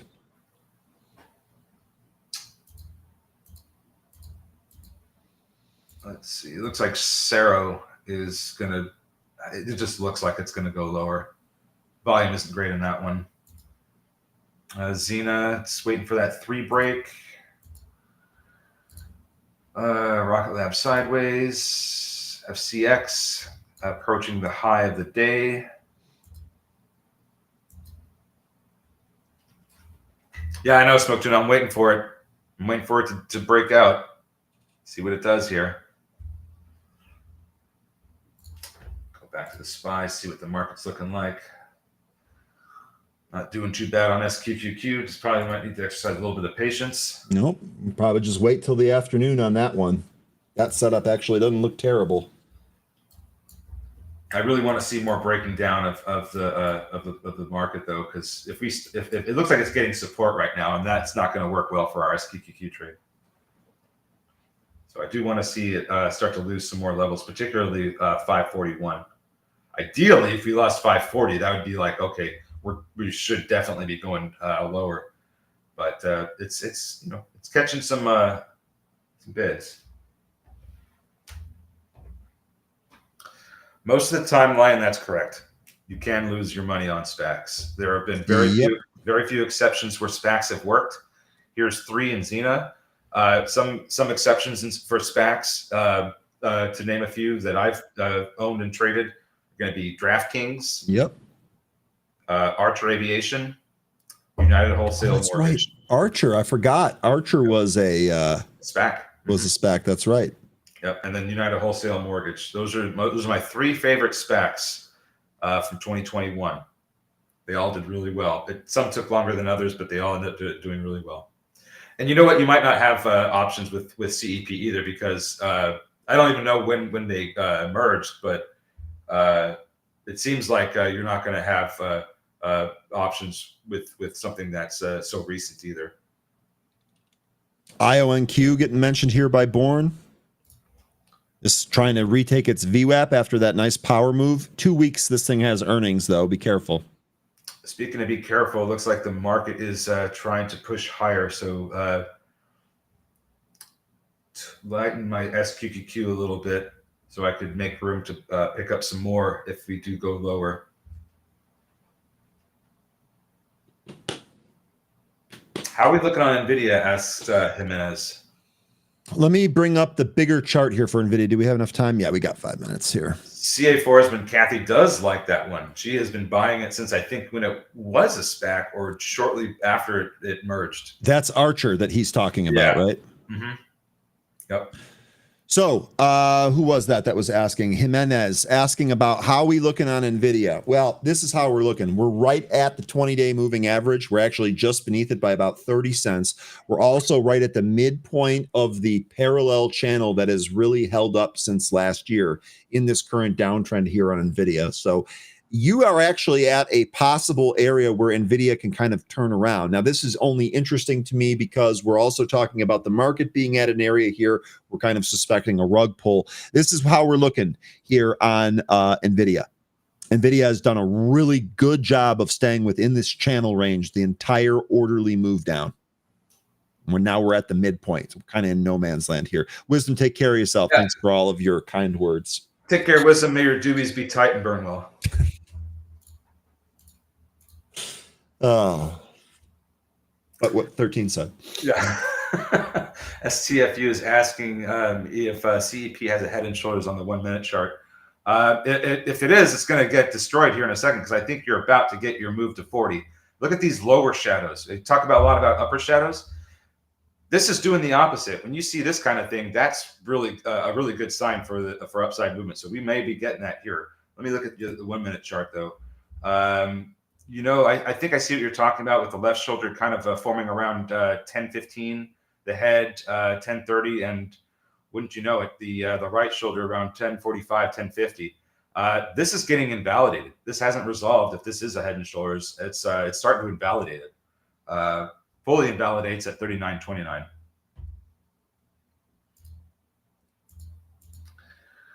CEP.